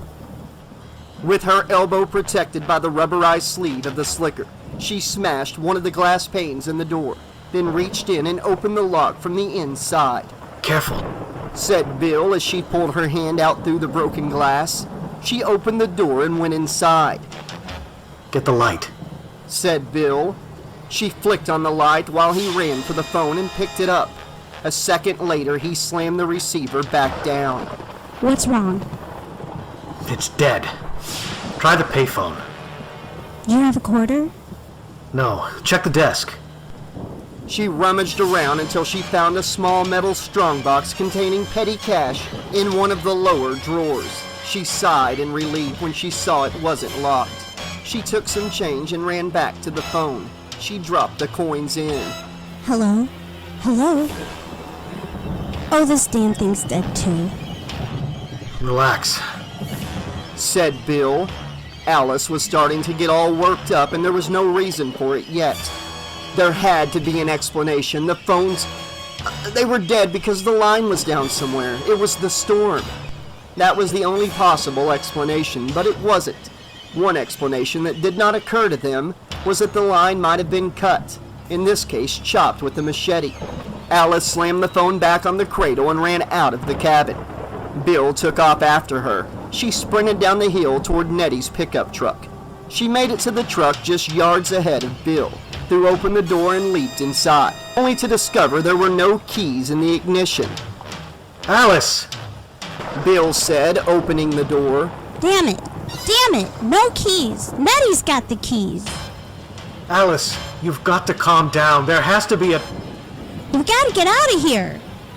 She screamed, staring at him wildly. Fear was coursing through her. She could feel that something had happened to the others, something she didn't even want to think about. Hot wire! You said you worked on cars. Can you hot wire a car? Well, of course I can hotwire a car, but... Then do it! Do it now, Bill! Rather than argue with her, he got into the truck, reached underneath the dash, and he yanked down the wires leading to the ignition switch. It only took a few seconds to find the hot lead. He touched the wires together and the starter motor turned over, but the engine would not catch. Again! Do it again! Said Alice.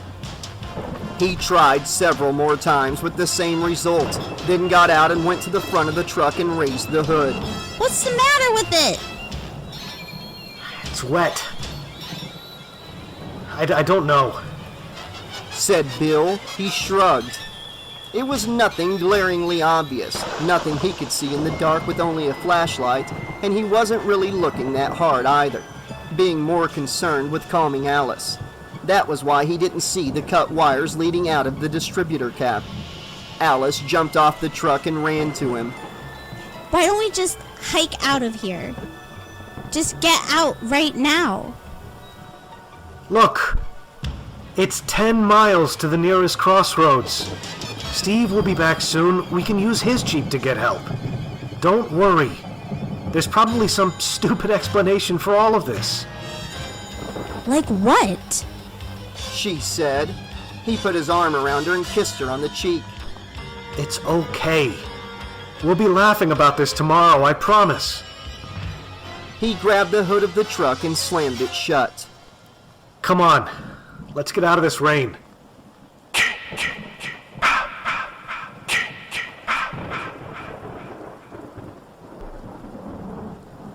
Getting out of the rain was just what Steve Christy was thinking about as he sat in the driver's seat of his Jeep about 5 miles from the camp, stuck in the mud.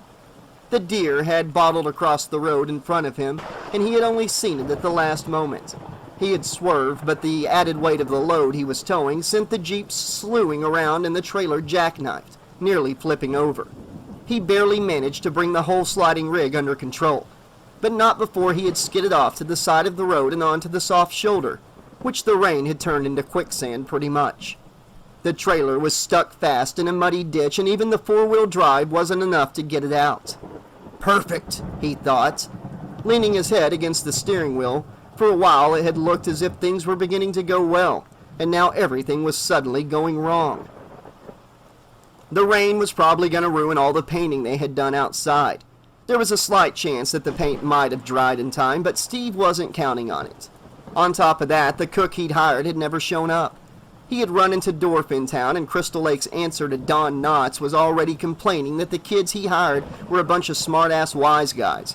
Apparently, he'd taken a ride out there earlier, and they had neglected to salute him.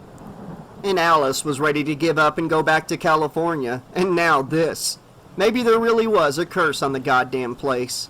Flashing red lights came on behind him, and he glanced into the rearview mirror and sighed with relief as he saw the police car pull off the side of the road. He pulled up the hood of his slicker and got out of the Jeep. The spotlight shone on him, and he squinted against its glare. "Hi, Steve." It was Sergeant Tierney. "Hi," said Steve, relieved that it wasn't Dorf. "I thought that thing would go through anything," said Tierney. "Not riding a trailer," Steve replied wryly. "Can you give me a lift?" "Sure." Tierney opened up the passenger door for him. "I'll have one of my counselors bring me back in the morning," Steve said, getting in. "No problem."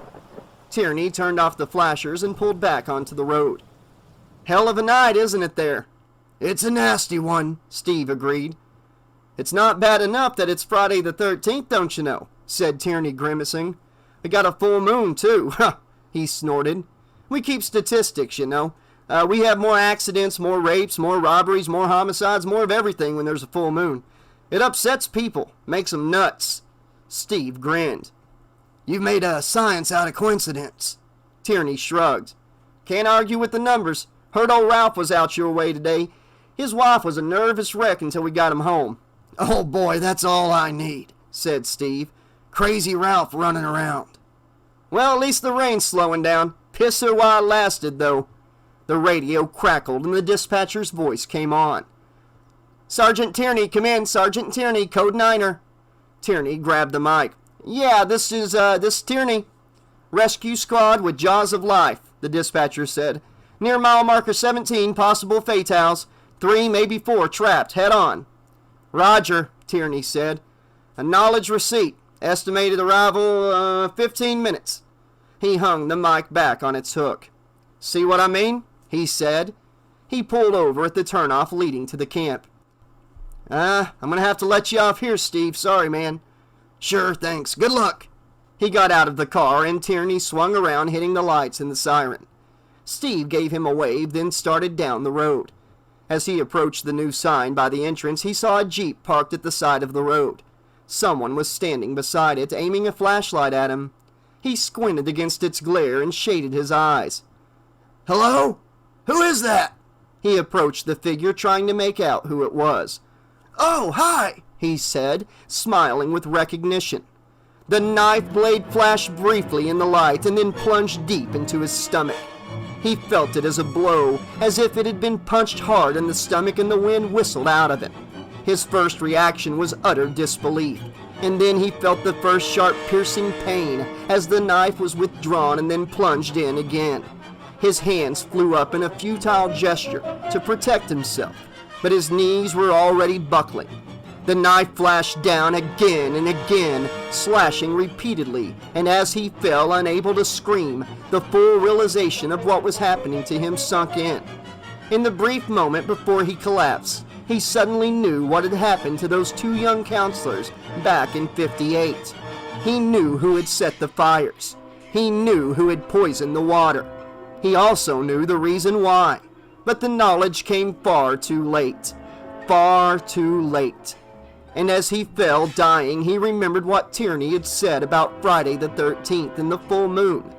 His last agonized thought was that there was nothing he could do to save those poor kids at the camp. Nothing at all.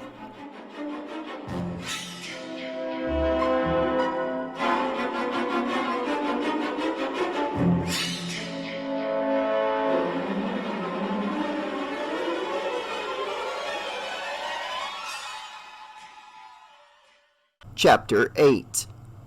As the rain stopped and the wind started to die down, all the lights suddenly went out.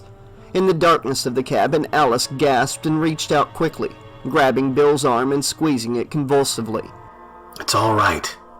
Bill said, putting his arm around her and giving her a squeeze. It's all right. Don't worry. I'll get the lamps. He left her standing in the main room of the cabin and went into the kitchen to get a couple of kerosene lamps. He brought them in and set them on a table, then struck a match and lit a candle so he could see what he was doing. Alice stood, holding herself tensely, while he lit the lamps. What do you think happened? She said in a small voice. I don't know. Said Bill. The generator's probably out of gas. I'll go check it. You want me to come with you? She asked anxiously, afraid of going outside, but more afraid of being left alone. He shook his head and led her to the couch. Why don't you stay here and try to get some sleep? I'll be right back. He gently eased her down and covered her with the blanket. She stared up at him, eyes wide, lips trembling slightly. Whatever was going on, he thought, it had long since passed the joke stage. It wasn't funny anymore. Alice was genuinely frightened, but he remained convinced that the others were behind this.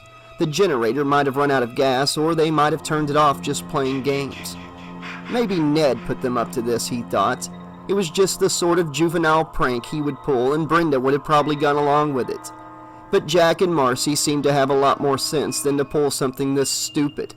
They had probably all gone off and smoked somewhere, got silly, and decided to play a practical joke. Hide and seek, ghosts and monsters in the dark, kids stuff. But the laughter stopped when someone got as scared as Alice did, especially the bit with the bloody axe in Brenda's bed. It was probably red paint. He hadn't stopped to check. It actually scared him a little too. Sick, he thought, really sick. He had half a mind to deck Nettie when he found them, and Steve wouldn't be amused by this at all. Unlike Alice, he knew why the people in the town called the place Camp Blood. When he had first arrived, he had stopped in for breakfast at the general store in Crystal Lake and struck up a conversation with one of the locals, who had told him all about the drowning in 1957, the murders in '58, and everything that had happened since, every time the Christys had tried to reopen the camp. At first, Bill hadn't really believed him. He had worked as a camp counselor every summer for the last 5 years, and he heard every single summer camp ghost story there was to hear. Most of them were variations of the same thing, a tired classic told around the campfire late at night, the story of the Hook. There was a homicidal maniac who had killed a lot of people and been locked up in an asylum for the criminally insane. This asylum always just happened to be somewhere not far from the camp.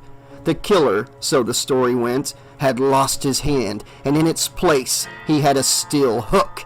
The hand was never found. The killer had lost it somewhere nearby in the woods, and he was obsessed with finding it. By this time, if you placed the story right and described some of the killer's murders in particularly gruesome detail, the campers would all be sitting wide-eyed around the fire, hanging on your every word. A lot of people thought it was just a story you'd tell the campers. At least the storyteller would go on to say, at least that's what a couple of the counselors who worked here last year thought, until the night they sneaked off in a car, driving to a deserted country road not far away. They had parked the car beneath some trees and turned the lights out. As they were sitting there making out and listening to the radio, the girl thought she heard something just outside the car. A twig snapping, a footstep, a little scratching noise as if someone was touching the door handle with something made of metal. She got scared all of a sudden and insisted that they leave, drive off right away. And the guy who she was with caught the mood from her and started up the car and floored it, peeling out. They were driving back into the camp right down that very road there, and the storyteller would point at the road leading into the camp, that they'd relaxed and started laughing about it, feeling foolish for getting so carried away and letting their imaginations get the better of them.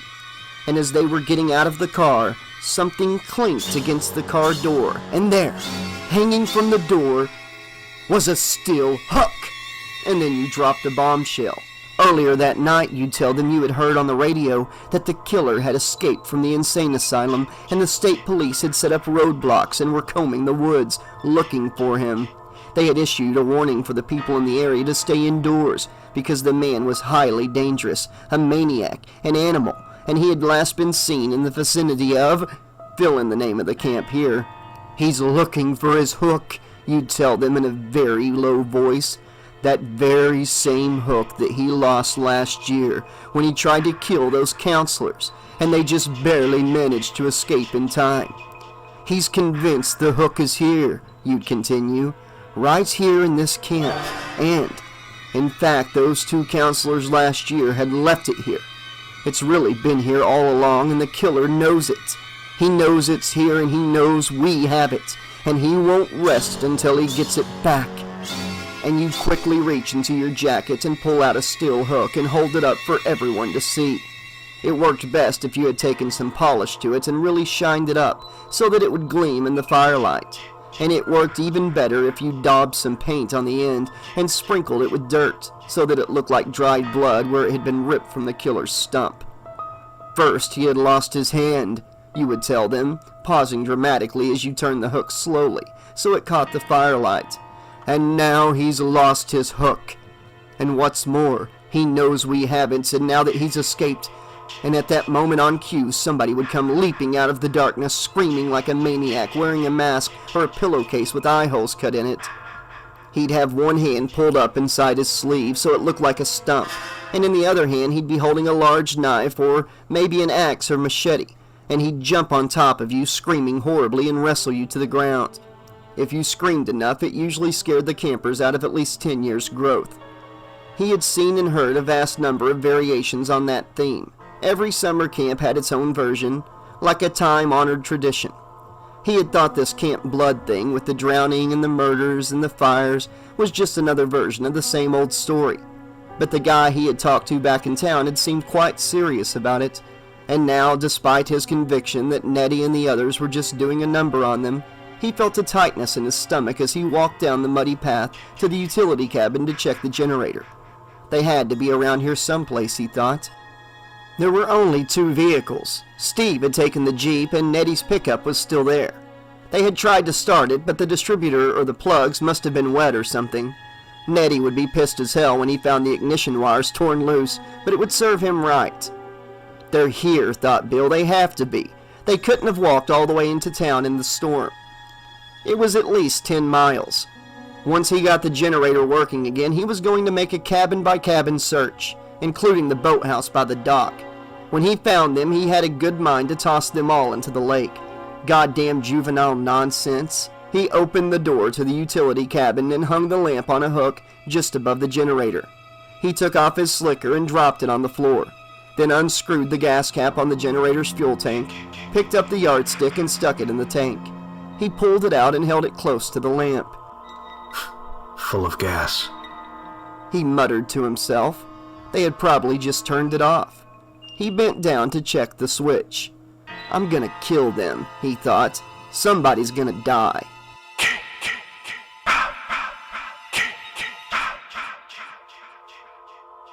Alice woke with a scream. Bill! She sat up on the couch, breathing hard, not knowing what had awakened her. She didn't remember dropping off to sleep. Bill? The thought of being left alone unsettled her. First, Nettie disappears, then Jack and Marcy, then Brenda, and now Bill. The generator. She sighed as she remembered that he had gone to check it, but he should have been back by now and the lights were still out. Maybe there was something wrong, a loose wire or something, and he was working on it. She took a deep breath and let it out slowly, then picked up the other lantern and went into the kitchen to put on a pot of tea. What the hell was going on? Where was everybody? Steve still wasn't back. Maybe he had decided to stay in town until the storm blew over. Maybe he got stuck on the road. But where were Jack and Marcy and Nettie and Brenda? Well, maybe they'd all paired off, as she thought, and were in some of the other cabins having their own parties. but they had checked the cabins, at least the ones where the counselors were staying, and there was no sign of them.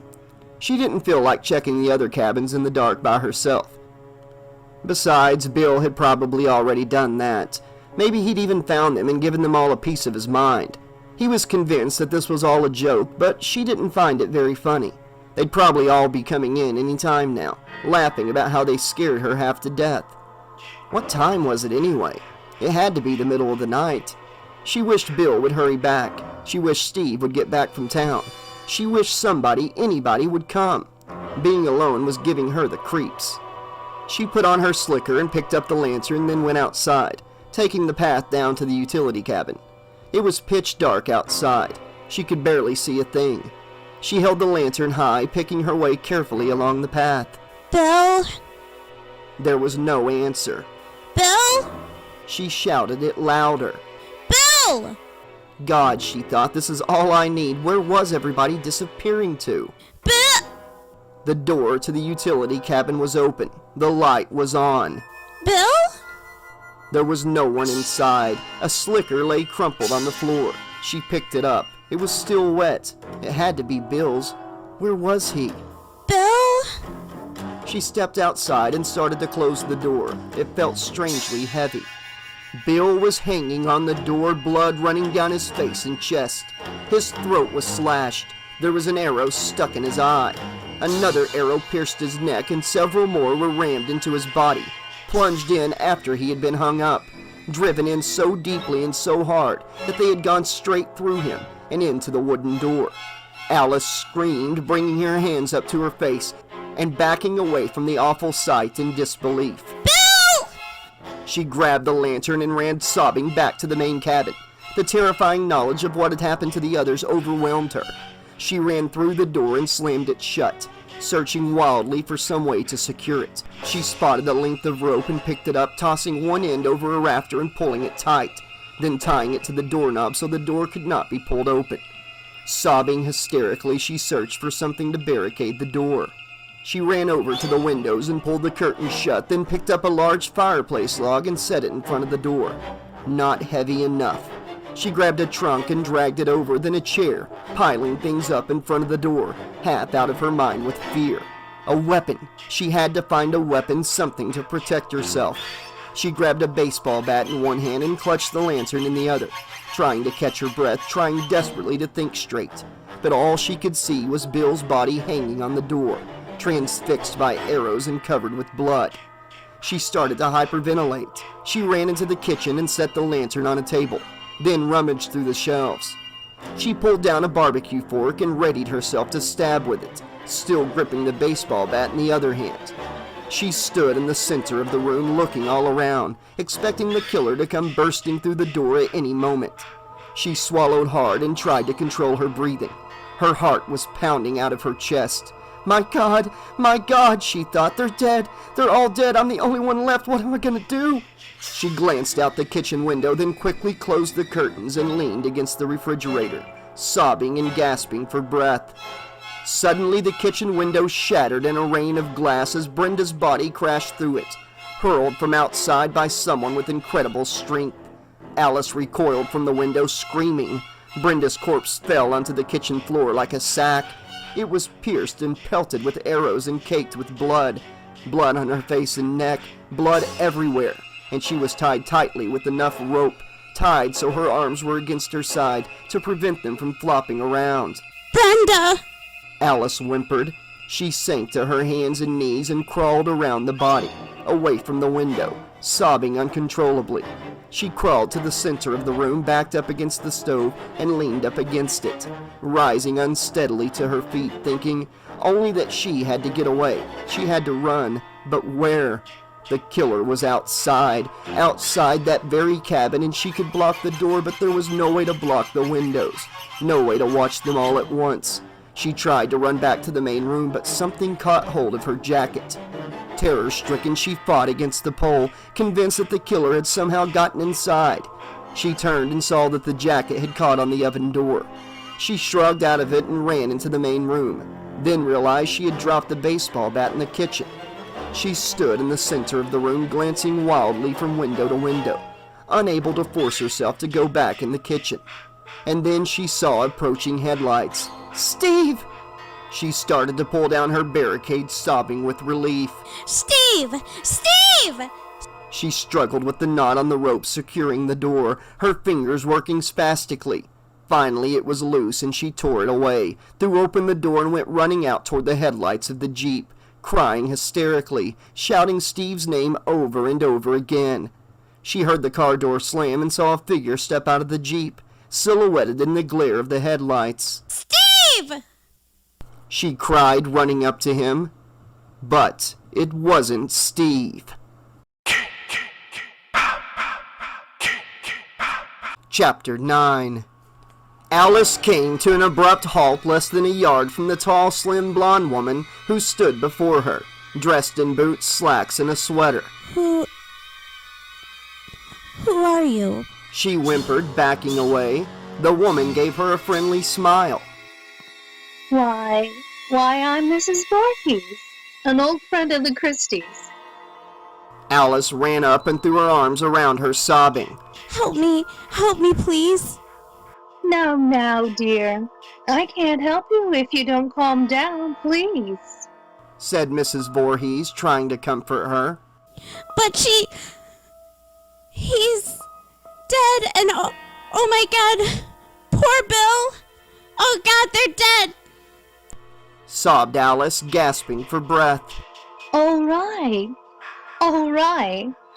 said Mrs. Voorhees, as if trying to humor her. all right. Come on, dear, then show me. No! Alice screamed, moving away from her. No! But it's all right. Mrs. Voorhees shook her head and smiled. I'll take care of you. I used to work for the Christies. Oh God! Alice sobbed. Please, you've got to help me get out of here.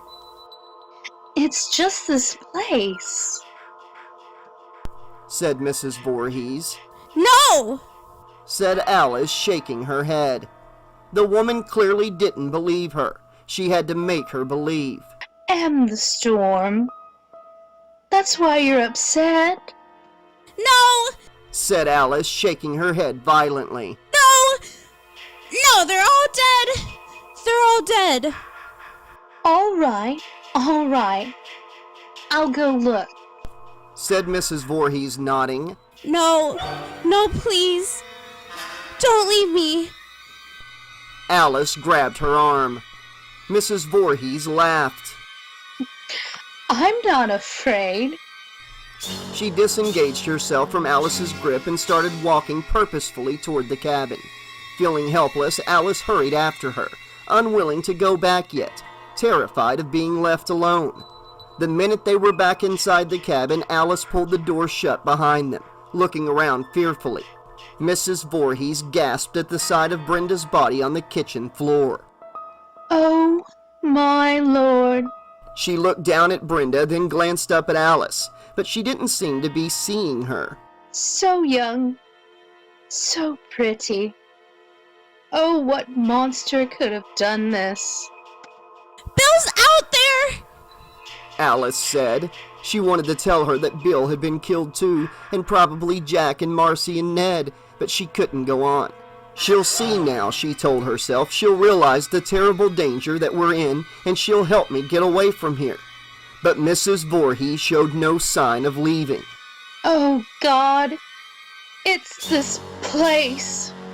Steve never should have opened this place again. There's been too much trouble here. Did you know that a young boy drowned the year before those two others were killed? Her voice suddenly took on a hard edge. The counselors, they weren't paying any attention. Alice stared at her. They were making love while that young boy drowned. Mrs. Voorhees said, making love as though it were an obscenity. Her eyes glazed. His name was Jason. Alice didn't understand. What was she talking about? What was wrong with her? They had to get out of here, but the The words wouldn't come. It was as if a fist had suddenly closed around her heart and started squeezing. I was working the day it happened, preparing meals. Mrs. Voorhees said, coming towards Alice, her eyes vacant as if she were in a trance. I was the cook. Without warning, she grabbed Alice, her fingers like talons closing around her arms in an incredibly powerful grip. As Alice gasped, Mrs. Voorhees shook her hard enough to make her teeth rattle. Jason should have been watched. Every minute. He was... Her voice trailed off and suddenly focused on Alice, seeing her clearly for the first time. Her face relaxed and she smiled a chilling smile. Only the mouth moved. The eyes remained fixed on Alice in a baleful glare. He wasn't a very good swimmer. She said, then she laughed. Crazy laughter.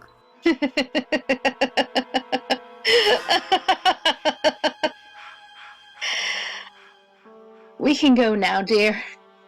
Oh God, thought Alice, realization slowly dawning. I think we should wait for Mr. Christy. She struggled to keep her voice steady. Mrs. Voorhees cackled again. Oh, that's not necessary. I don't understand. Said Alice, slowly backing away from her. Jason was my son, and today is his birthday. Said Mrs. Voorhees, her eyes getting that mad, faraway look again. Where is Mr. Christy? Alice asked, but Mrs. Voorhees acted as if she hadn't heard. Her eyes were unfocused, looking inward somewhere, seeing twisted visions from the past. Visions of a young boy floundering weakly in the lake, arms thrashing, sputtering as water filled his mouth, crying. Help! Help, Mommy! Help! A small boy drowning, crying for help. A boy who had never cried before. A boy who had always been disturbingly silent, never speaking, never laughing. A boy who lived in his own strange, silent world. Shunned by other children, always keeping to himself. Oh, I couldn't let them open this place again, could I? Said Mrs. Voorhees. Not after what happened. She shook her head as if to dispel the vision of her son sinking beneath the surface of the water. But the vision would not go away. It played in her mind constantly, over and over and over. She dreamed about it. It plagued her while she was awake. The guilt had gnawed at her sanity, relentlessly nibbling it away until finally Pamela Voorhees had gone completely, totally mad.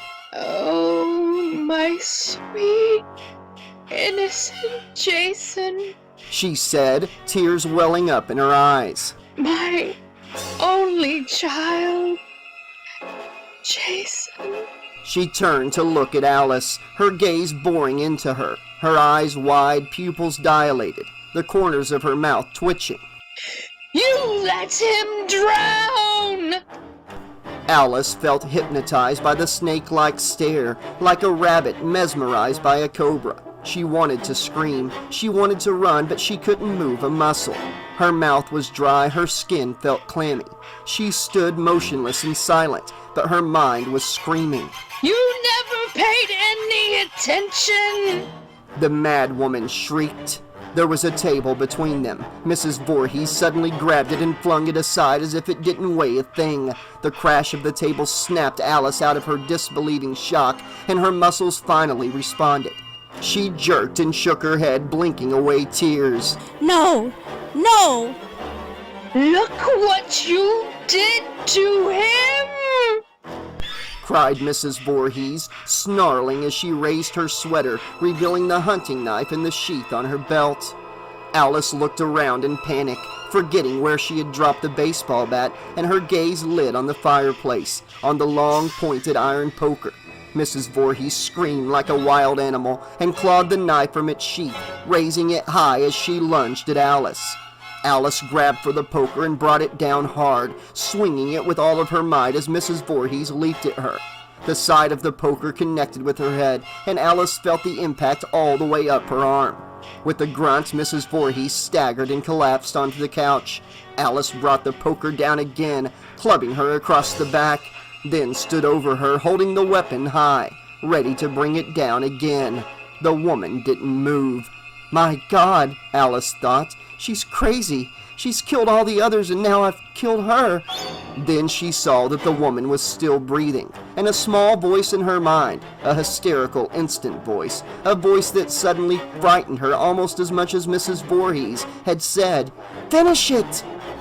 Alice backed away, shaking her head, not willing to listen to that voice. She sobbed and dropped the poker, then turned and fled out of the cabin, thinking, the car, get to the car, get out, run! Behind her, Mrs. Voorhees stirred and moaned, slowly pushing herself up on the couch. Alice ran sobbing toward the Jeep. The headlights were still on. She prayed that Mrs. Voorhees had left the keys in the ignition. She reached the Jeep and yanked open the door. Annie's blood-spattered body was propped up in the passenger seat, throat slashed from ear to ear. Alice recoiled, screaming hysterically. Even if the keys were still in the ignition, there was no way she could have jumped inside that Jeep with Annie's body in there and blood all over the seats. It would have taken more than she had to get inside, push the body out and drive away.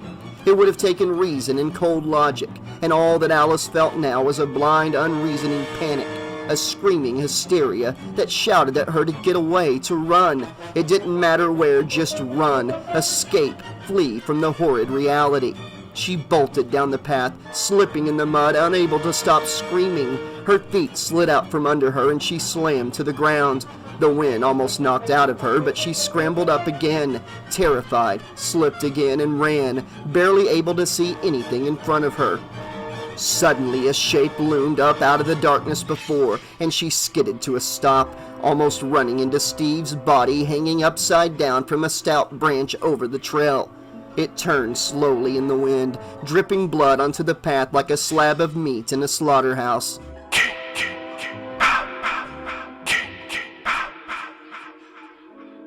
Pamela Voorhees heard the screams and grinned. She stood outside the cabin, oblivious to the cut on her head where Alice had struck her with the poker.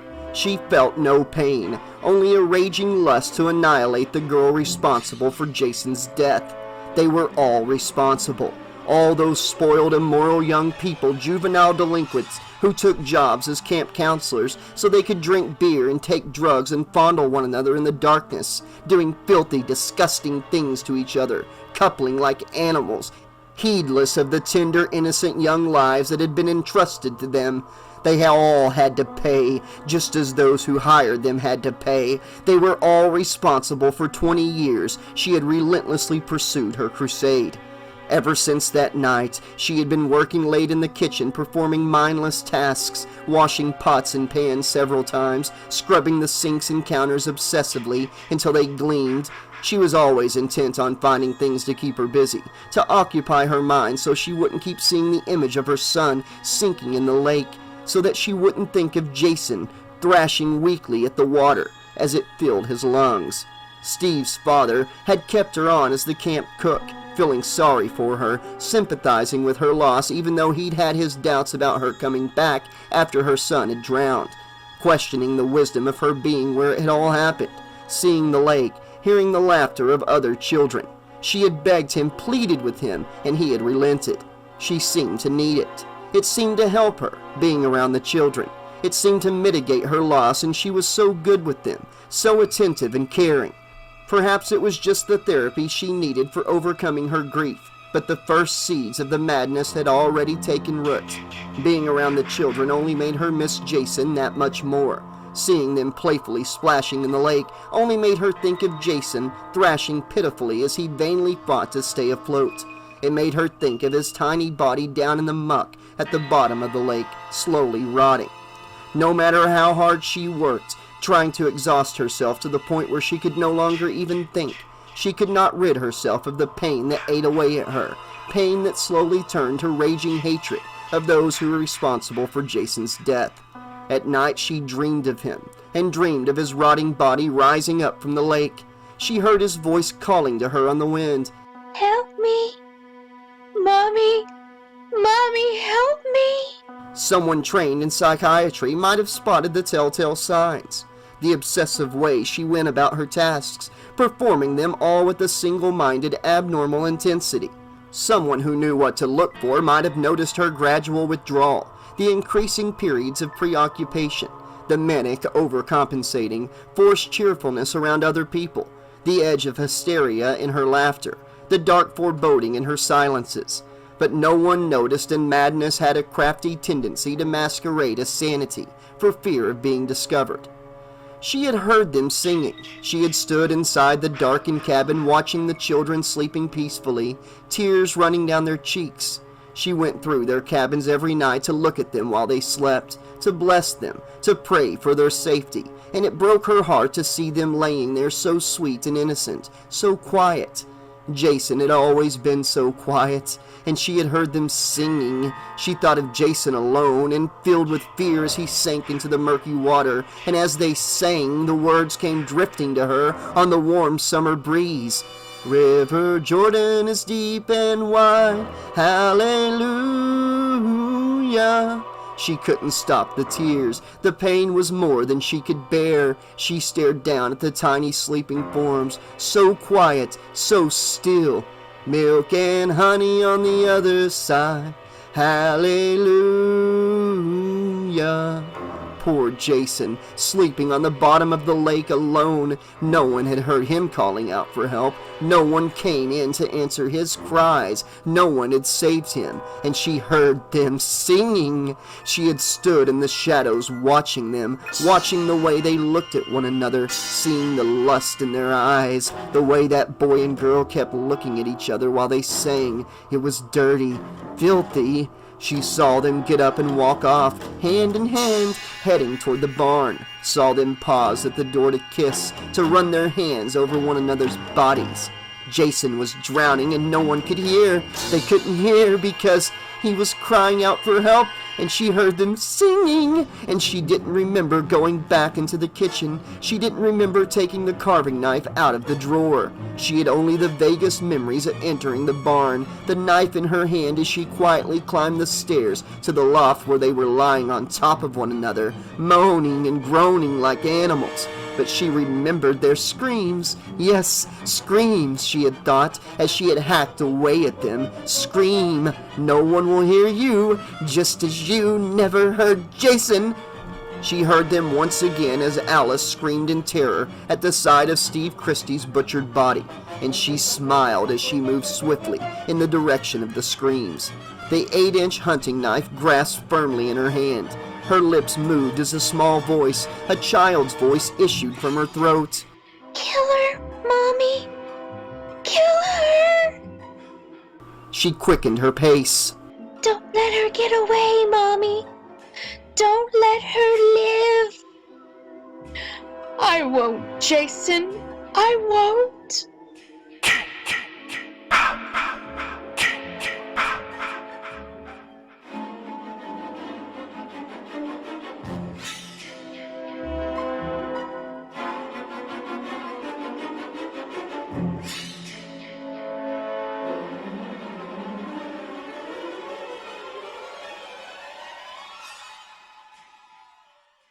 Chapter 10. Steve was dead. The horror of seeing his corpse was compounded by the knowledge that her last hope of rescue had vanished. She was the only one left alive. She suddenly remembered the rifle that Steve had kept in the office. She remembered arguing with Steve about wanting him to get rid of it, and now she thought of that rifle as her last chance. He had given in to her request and put it somewhere. Where? She had to think. The barn! She remembered he had taken it out there and hung it high on the wall, well out of reach of any small children. She ran as fast as she could to the barn, praying she could make it in time. She reached the door and pushed it back, sliding it shut behind her, then leaned against it for a moment to catch her breath. No time, she told herself. No time. She'll be here any minute. She ran to the opposite wall and climbed up on a table, reaching for the rifle mounted on hooks used to hold tools. She pulled it down and checked it. Of course, Steve had unloaded it, but the bullets had to be somewhere. Where would he have put them? She started searching madly through the doors of the workbench, pawing through the tools. Where are the goddamn bullets? She cried, sobbing through fear. One of the cabins was locked with chains. They had to be in there. She damned Steve for being so conscientious.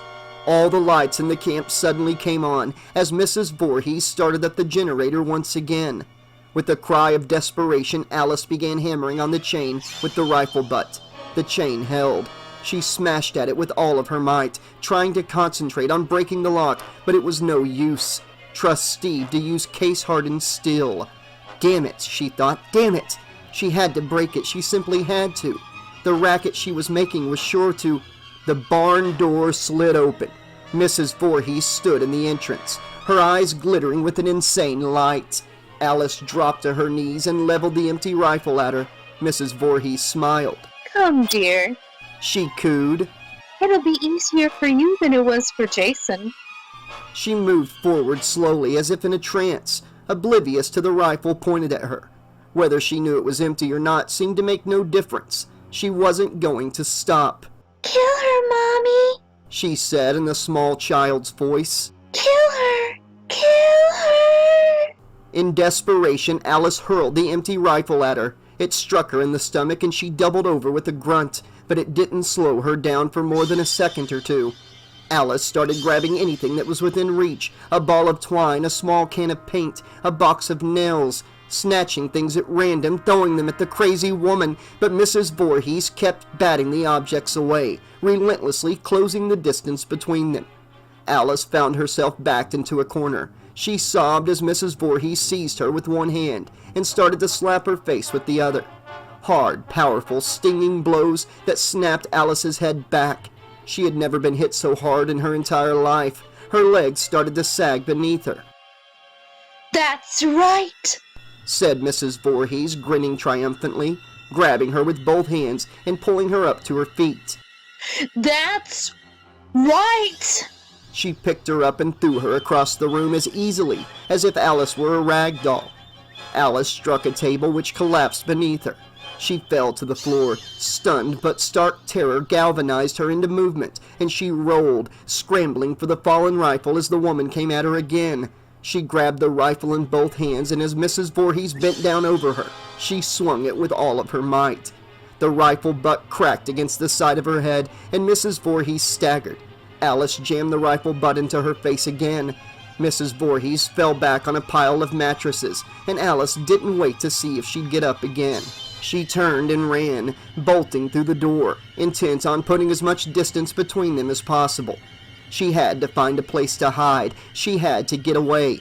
Her only instinct was to flee. Mrs. Voorhees groaned as she slowly got back on her feet. Kill her, Mommy! She whined in her childish voice. Kill her! She can't hide. No place to hide. She moved to the barn door and stood, looking out, listening for the sound of running footsteps. Get her, Mommy! Get her! Kill her! Kill her! Kill her! She started towards the lake, heading straight for the dock like a hunter stalking prey. She heard the running footsteps receding down the path and she paused, listened intently, but the footsteps had stopped. The girl was trapped. She smiled. Kill her! Kill her! There was nowhere to run. Kill her! No escape, no hope. She was down there someplace, huddling like a frightened, guilty little animal, knowing she was going to die. Just like Jason had known the horrible reality as he slowly weakened, as his little muscles failed in their struggle to stay afloat, as his tears were washed away by the water that enveloped him. Kill her! She had punished all of them, every single one of them, had made them feel what her Jason had felt, that stark, unreasoning terror of impending death. They should have watched him, they should have protected him, they had failed him, and they had killed him, and now they had paid the price. There was only one more left, one more and it would be finished. She breathed heavily as she crept down to the dock, listening for any rustle of movement, any telltale sob. Yes, cry, she thought. Cry as Jason cried. Suffer as Jason suffered. This one would not die quickly.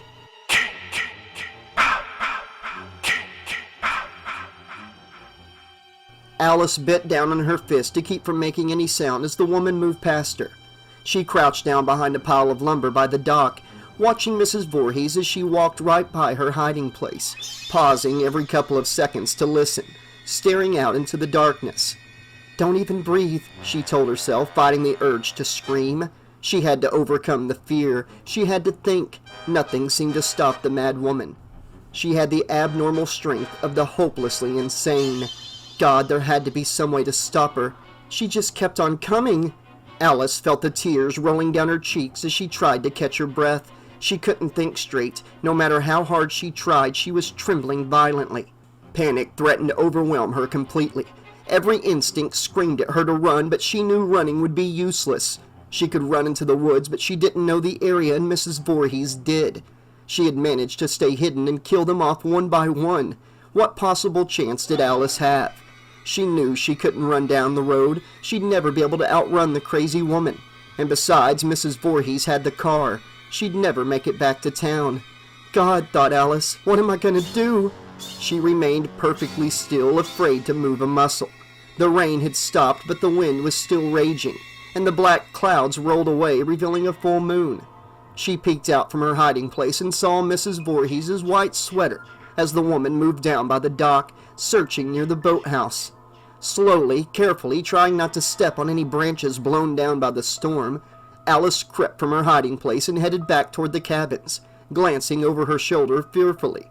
If only she could find some place to hide, some place where she could barricade herself. If only she could manage to make it until daylight. Someone was bound to come out to the camp. It was her only chance. Running on tiptoe, clenching her teeth to keep from crying out, she ran back to the main cabin. It was an obvious place. Maybe the woman wouldn't think to look there.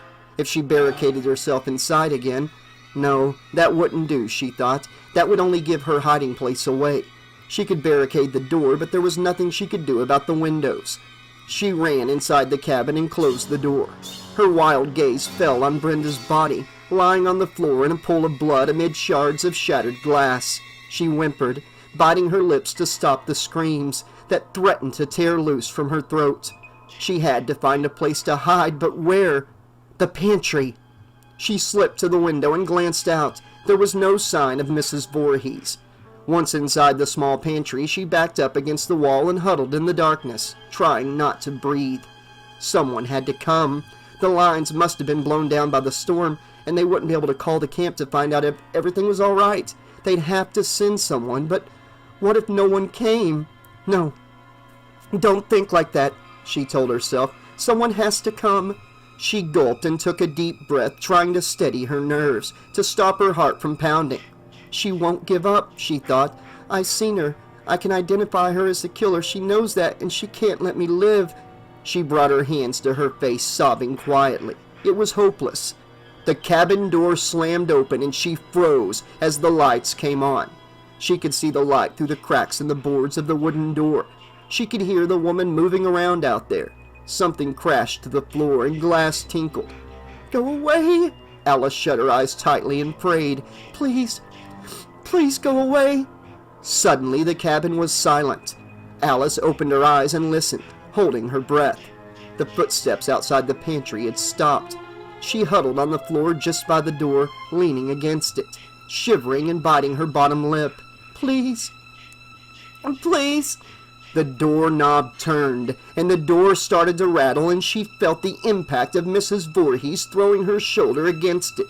She scrambled to her feet and backed away, looking at the shelves around her, desperately seeking something that she could use as a weapon. She grabbed a large iron skillet and held it before her with both hands, staring wide-eyed at the door. The door shivered as Mrs. Voorhees repeatedly threw herself against it, but it held. She couldn't get inside. Alice sobbed with relief, and then she heard the sound of something hard hitting the door. A chopping sound. One of the boards splintered as the blade of a machete ripped through again and again as the mad woman continued to hack at it. A large piece of the door broke loose and fell inside. Mrs. Voorhees looked through the gap, grinning insanely. She reached through and opened the latch, throwing the door wide open.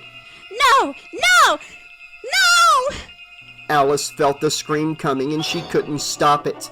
Mrs. Voorhees raised the machete and lunged with a yell. Without thinking, reacting purely by instinct, Alice raised the skillet. There was a loud clang as the machete struck it. Glancing to one side, screaming hysterically, Alice swung the skillet once more. It struck the woman in the shoulder, stunning her momentarily, but Alice didn't stop. She swung the skillet again and struck the woman's head with all of her strength. Hearing the dull sound of metal hitting bone again and again, Mrs. Voorhees cried out and staggered back, bringing her hand up to protect her head. Alice kept pounding her furiously until she fell back on the floor. She stood over the fallen body, ready to bring the skillet down again, but Mrs. Voorhees didn't move. Alice held her breath. The woman lay motionless on the floor. Alice couldn't tell if she was breathing. Cautiously, keeping as much distance as she could between herself and the woman's body, Alice edged out into the kitchen. She reached out with her foot and prodded Mrs. Voorhees in the side, half expecting her to jerk up and grab her ankle in a powerful grip. But the woman didn't stir. There was a large bruise over her eye where the skillet had struck her. The skin had split and blood slowly trickled down her face. Swallowing hard, Alice turned the body over with her foot. There was a dark puddle of blood on the floor beneath the woman's head. Alice dropped the skillet. God, she thought, she's dead. I've killed her. Relief and revulsion overcame her at once, and she ran out of the cabin gasping, drawing in deep lungfuls of the cool night air. I'm alive, she told herself over and over again. Thank God, I'm alive. I'm alive. I'm alive. She couldn't stop shaking. She wandered down to the lake and stood in a daze. Suddenly her knees felt weak and she crouched on the ground by the canoes, kneeling and looking at her reflection in the moonlit water. She felt numb. She stared at her reflection. It seemed as if she was looking at a stranger's image. The face that stared back at her was void of expression. She wanted to cry, but no more tears would come. She held herself as the convulsion started, and she thought she was going to throw up. Her insides were churning and her throat felt dry. She couldn't swallow. She longed for the feel of the cool water on her face, and she leaned forward. A shadow fell across her. There was another image shimmering in the lake. The figure of a tall woman with blonde hair wearing a white blood-stained sweater raising a machete. Terror sent adrenaline trip-hammering through her as Alice screamed and seized a canoe paddle, spinning around, holding up the paddle to ward off the blow. The steel blade whistled down and bit into the paddle, chopping it in half, and Alice felt the impact shudder through her arms. She fell, scrambling to grab the severed paddle, rolling as the blade of the machete swept past her, missing her face by mere inches, and swung the paddle hard as the machete came down again. The wood connected with the blade and sent it spinning from the woman's grasp, but the force of her swing had pulled Alice off balance before she could regain it. She felt herself seized from behind. Screaming, she flailed her arms and elbows, twisted loose and pulled away, then felt a sharp pain in her shoulder as Mrs. Voorhees struck her with the broken paddle. Alice fell on her back and rolled to the side as Mrs. Voorhees stabbed down with the jagged end of the paddle, barely missing her. The splintered wood sank into the soft ground as Mrs. Voorhees fell forward, overbalanced. Alice leapt on top of her, desperately fighting for her life like a cornered animal. They rolled over and over on the ground, clawing and pummeling each other, but the older woman was stronger. She rolled Alice over and got on top of her, trying to pin her arms down with her knees, grabbing her around the throat and squeezing. Alice fought for breath, squirming beneath her, choking as the powerful fingers closed around her throat. She managed to lunge forward and fasten her teeth around the woman's wrist and bit down hard, drawing blood. Mrs. Voorhees cried out and released her. Alice shoved away, coughing, gasping for breath, struggling to her feet. She started to run, but a hand closed around her ankle and threw her to the ground. She hit hard, falling on her chest, twisting as she felt the woman climbing up her leg and straddling her back, grabbing a fistful of her hair and hammering her head into the ground. Alice buckled and thrashed like a fish out of water, almost dislodging her, squirming around and sinking her teeth into her arm, biting down with all of her might. She felt the woman's grip relax, and she hurled herself to the side, throwing her off, gasping for breath as she scrambled away. Staggering to her feet, her gaze fell on the machete lying on the ground about 5 yards away. She lunged for it in desperation, felt her fingers close around the handle, picked it up and turned. Mrs. Voorhees was running toward her, her face twisted into a feral snarl of rage. Alice raised the machete. Mrs. Voorhees tried to stop herself, but she had too much forward momentum, and her eyes grew wide as Alice brought the blade back. She opened her mouth. Alice gripped the machete tightly and screamed as she swung it in a wide, sweeping arc like a baseball player connecting with the fastball. Mrs. Voorhees threw her hands up to ward off the blow, and the blade struck her neck and sliced right through it. The force of Alice's desperate blow, chopping through the spinal column, decapitating Mrs. Voorhees with one swell swoop. Her severed head fell to the wet ground, the mouth opened in a soundless scream, the eyes blinking as blood gushed from the stump of her neck, blood spurting in fountains from her severed arteries. For a second, it seemed to Alice as if everything had somehow shifted into slow motion.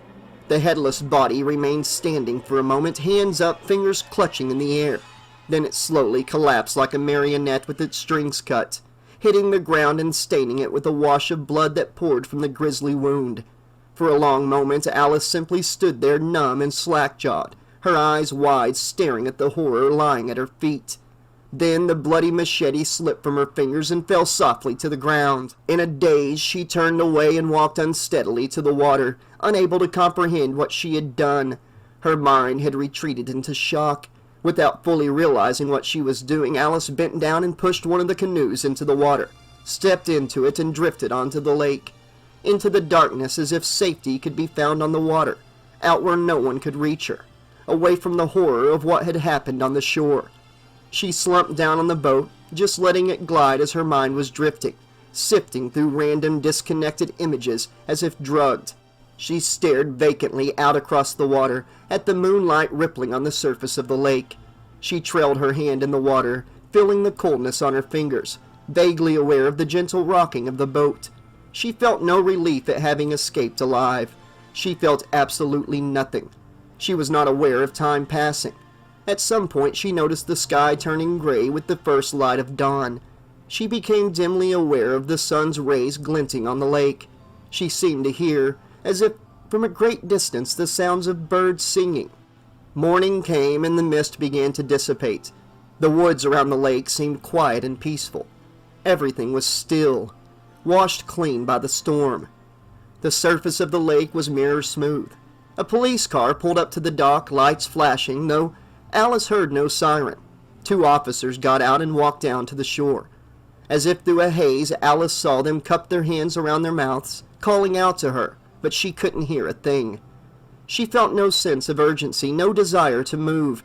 She just wanted to keep drifting out upon the lake where it was quiet and safe.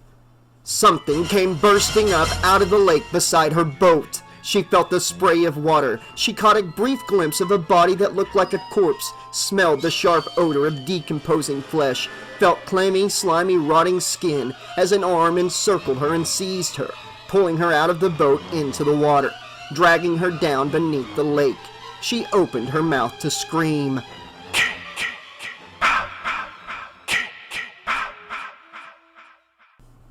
Epilogue.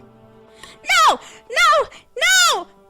She struggled against the arm dragging her down and suddenly saw bright light. Alice? Alice, everything's all right, the nurse said, her arm encircling Alice's chest, urging her back down onto the hospital bed. Come on, it's all right. 20 milligrams of Valium, the doctor said. The nurse nodded and let her go. The doctor bent down over the bed. It's all right now, Alice, he said in a soothing tone. It's all over. Everything's over. Alice was breathing heavily, hyperventilating. She glanced around wildly at the hospital room, not remembering how she got there. Roll over, said the nurse. Alice stared at her, eyes wide. Roll over now, the nurse repeated gently. Alice rolled over onto her side and felt the nurse parting her gown, swabbing her cheek with a ball of cotton soaked in alcohol, and then felt the brief sharp sting of the injection. She turned onto her back once more and saw the doctor standing there, and a policeman too. He looked familiar, one of the cops from Crystal Lake.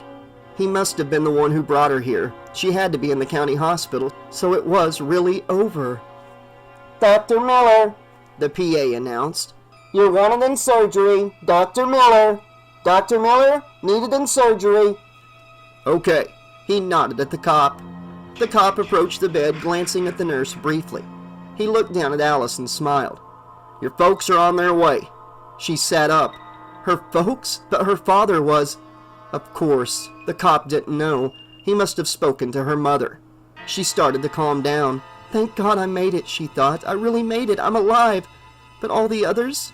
Is anyone else alive? She asked weakly, looking up at the cop. His mouth tightened. Are they all dead? The cop nodded. Yes, ma'am. He would never forget the sight of those bodies slaughtered like animals. He had never seen anything like it, not even in the war. All things considered, it was a miracle that this poor girl hadn't lost her mind. 2 of my men pulled you out of the lake, he said. We thought you were dead too. He paused, almost as if afraid to ask the next question. Do you remember very much? The boy. Alice stared at him intently. Is he dead too? Who? The boy. Jason. He frowned. Jason? In the lake! Cried Alice. The one who attacked me! The one who pulled me underneath the water! The cop felt the chill run down his spine. Ma'am? He said, glancing uneasily at the nurse. We didn't find no boy. Alice shook her head. But he... The injection began to take effect. She felt a bit lightheaded, drowsy, as if she were starting to float. Floating in the water, drifting. Then... he's still there. She whispered, her voice trailing off. The cop glanced at the nurse in alarm, and the woman shook her head. They don't believe me, Alice thought. They think I dreamed it. They think I'm crazy, but I'm not crazy. I didn't dream it. She felt the nurse easing her back down onto the bed, and the room started to get blurry. No, she thought. That was 20 years ago. How could he... But she remembered something rising from the water. That nauseating smell, a powerful arm grabbing her and pulling her down. That grotesque misshapen face, the rotting flesh. She saw the nurse draw the curtains, and she felt herself starting to drift off. Suddenly she was afraid to close her eyes. Afraid of the darkness. Terrified of the nightmares she knew would inevitably come. Just before she fell asleep, partly from the drug, partly from sheer exhaustion, she thought of the gruesome apparition that came out of the lake, and she knew whatever it was, it had been no dream. And whatever it was still out there somewhere, waiting, waiting, wait.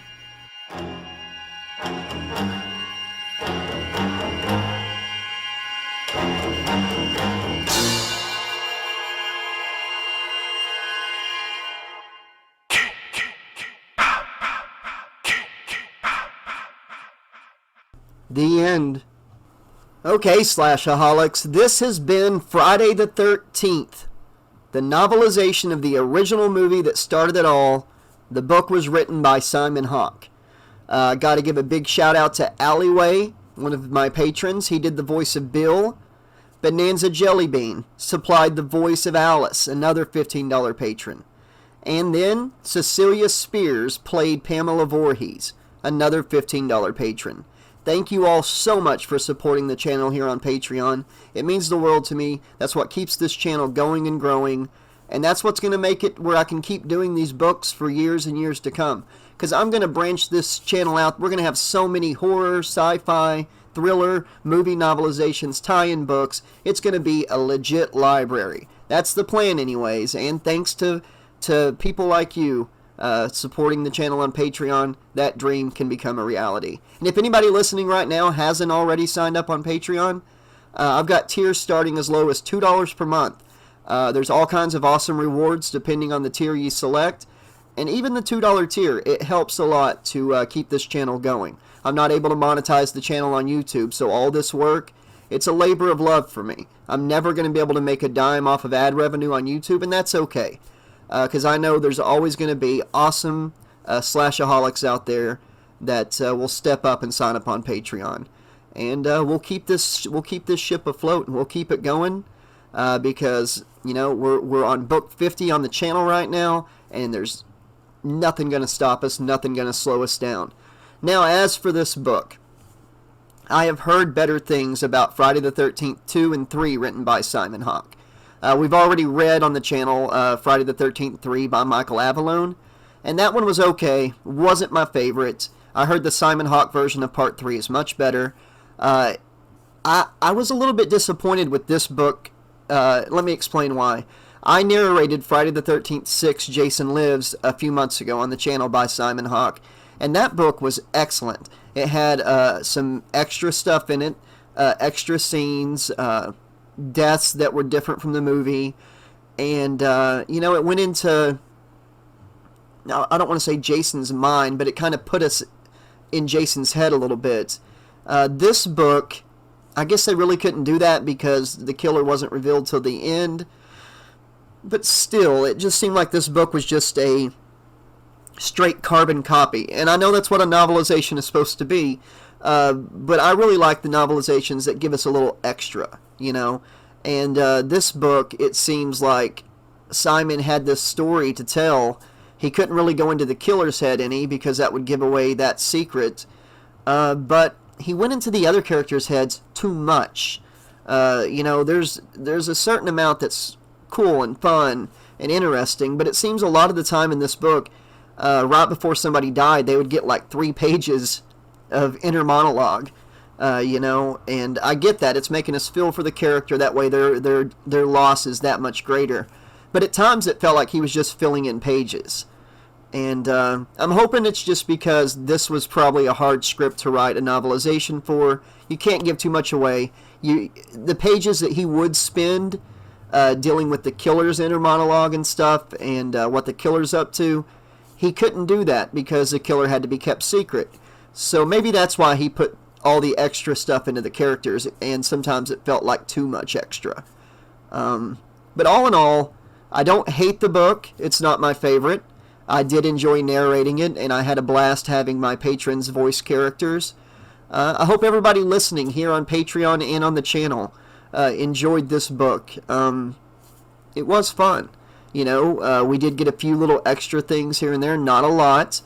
A couple mysteries from the movie got solved here in the book, and that was fun. And I thought the showdown between pretty much all of Chapter 10, well, let's say all of Chapter 9, all of Chapter 10, and the epilogue was really, really solid writing. Very engaging, a lot of imagery, very well written, action, put me in to the story, very suspenseful. I really enjoyed his writing in Chapter 9, 10, and the epilogue. It was just amazingly written. I mean, I've seen the movie 100 times, but just reading it, maybe you can tell by my narration, I was really into it. He does a good job of really engaging with the reader. And I hope that I've taken what he's written, and when you're listening to this, that I make it just as engaging as his written words do. There was some parts of the book that bored me at times, here and there. Some unnecessary stuff. But I gotta say, the way he wrote the kills, it was really good. He's really good at making it vivid and making it feel cinematic, even though you're reading a book, or in your case, listening to a book. And I hope that the music and stuff that I've selected for these scenes pumps it up even more than what he's already done. So all in all, a few parts bored me. I did really enjoy the book. It's not my favorite. It's not my least favorite. And chapters 9, 10, and the epilogue, I thought were just amazing. So I can't wait to hear what all of you thought of this book. So please let me know in the comment section below if you enjoyed Friday the 13th by Simon Hawke.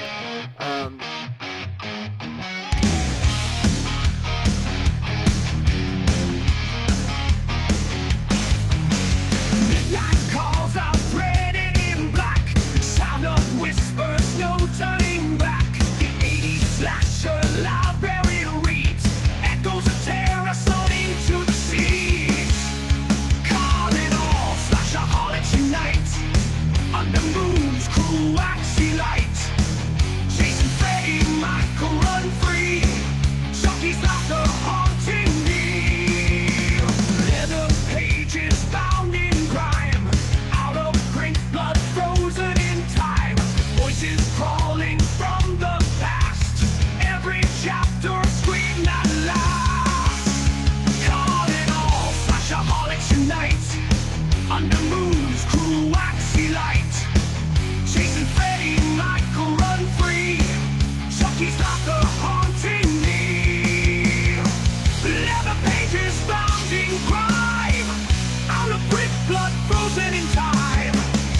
Voices calling from the past. Every chapter a scream that laughs.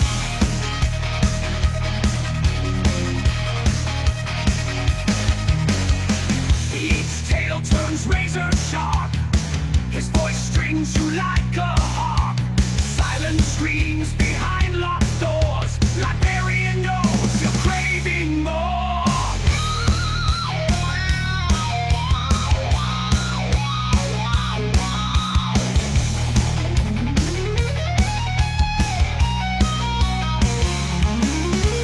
Fingers clutch at well-worn spines, bleeding thought through shadow lines. Out of print, but never out of mind.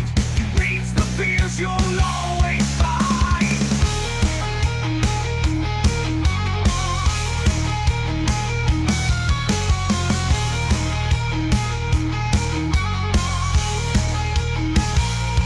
Caught in all, flashaholics unite under moon's cruel waxy light.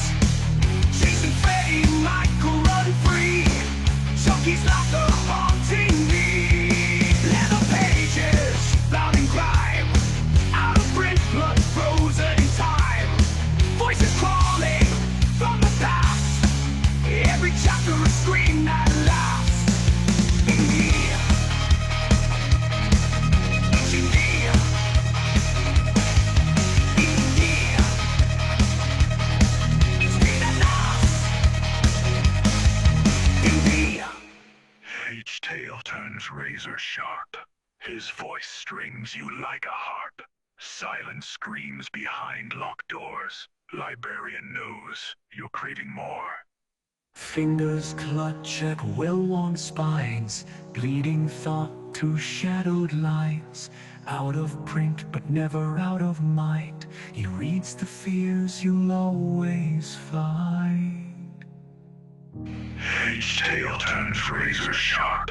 His voice strings you like a harp. Silent screams behind locked doors. Librarian knows you're craving more. Each tale turns razor sharp. His voice strings you like a harp. Silent screams behind locked doors. Librarian knows you're craving more.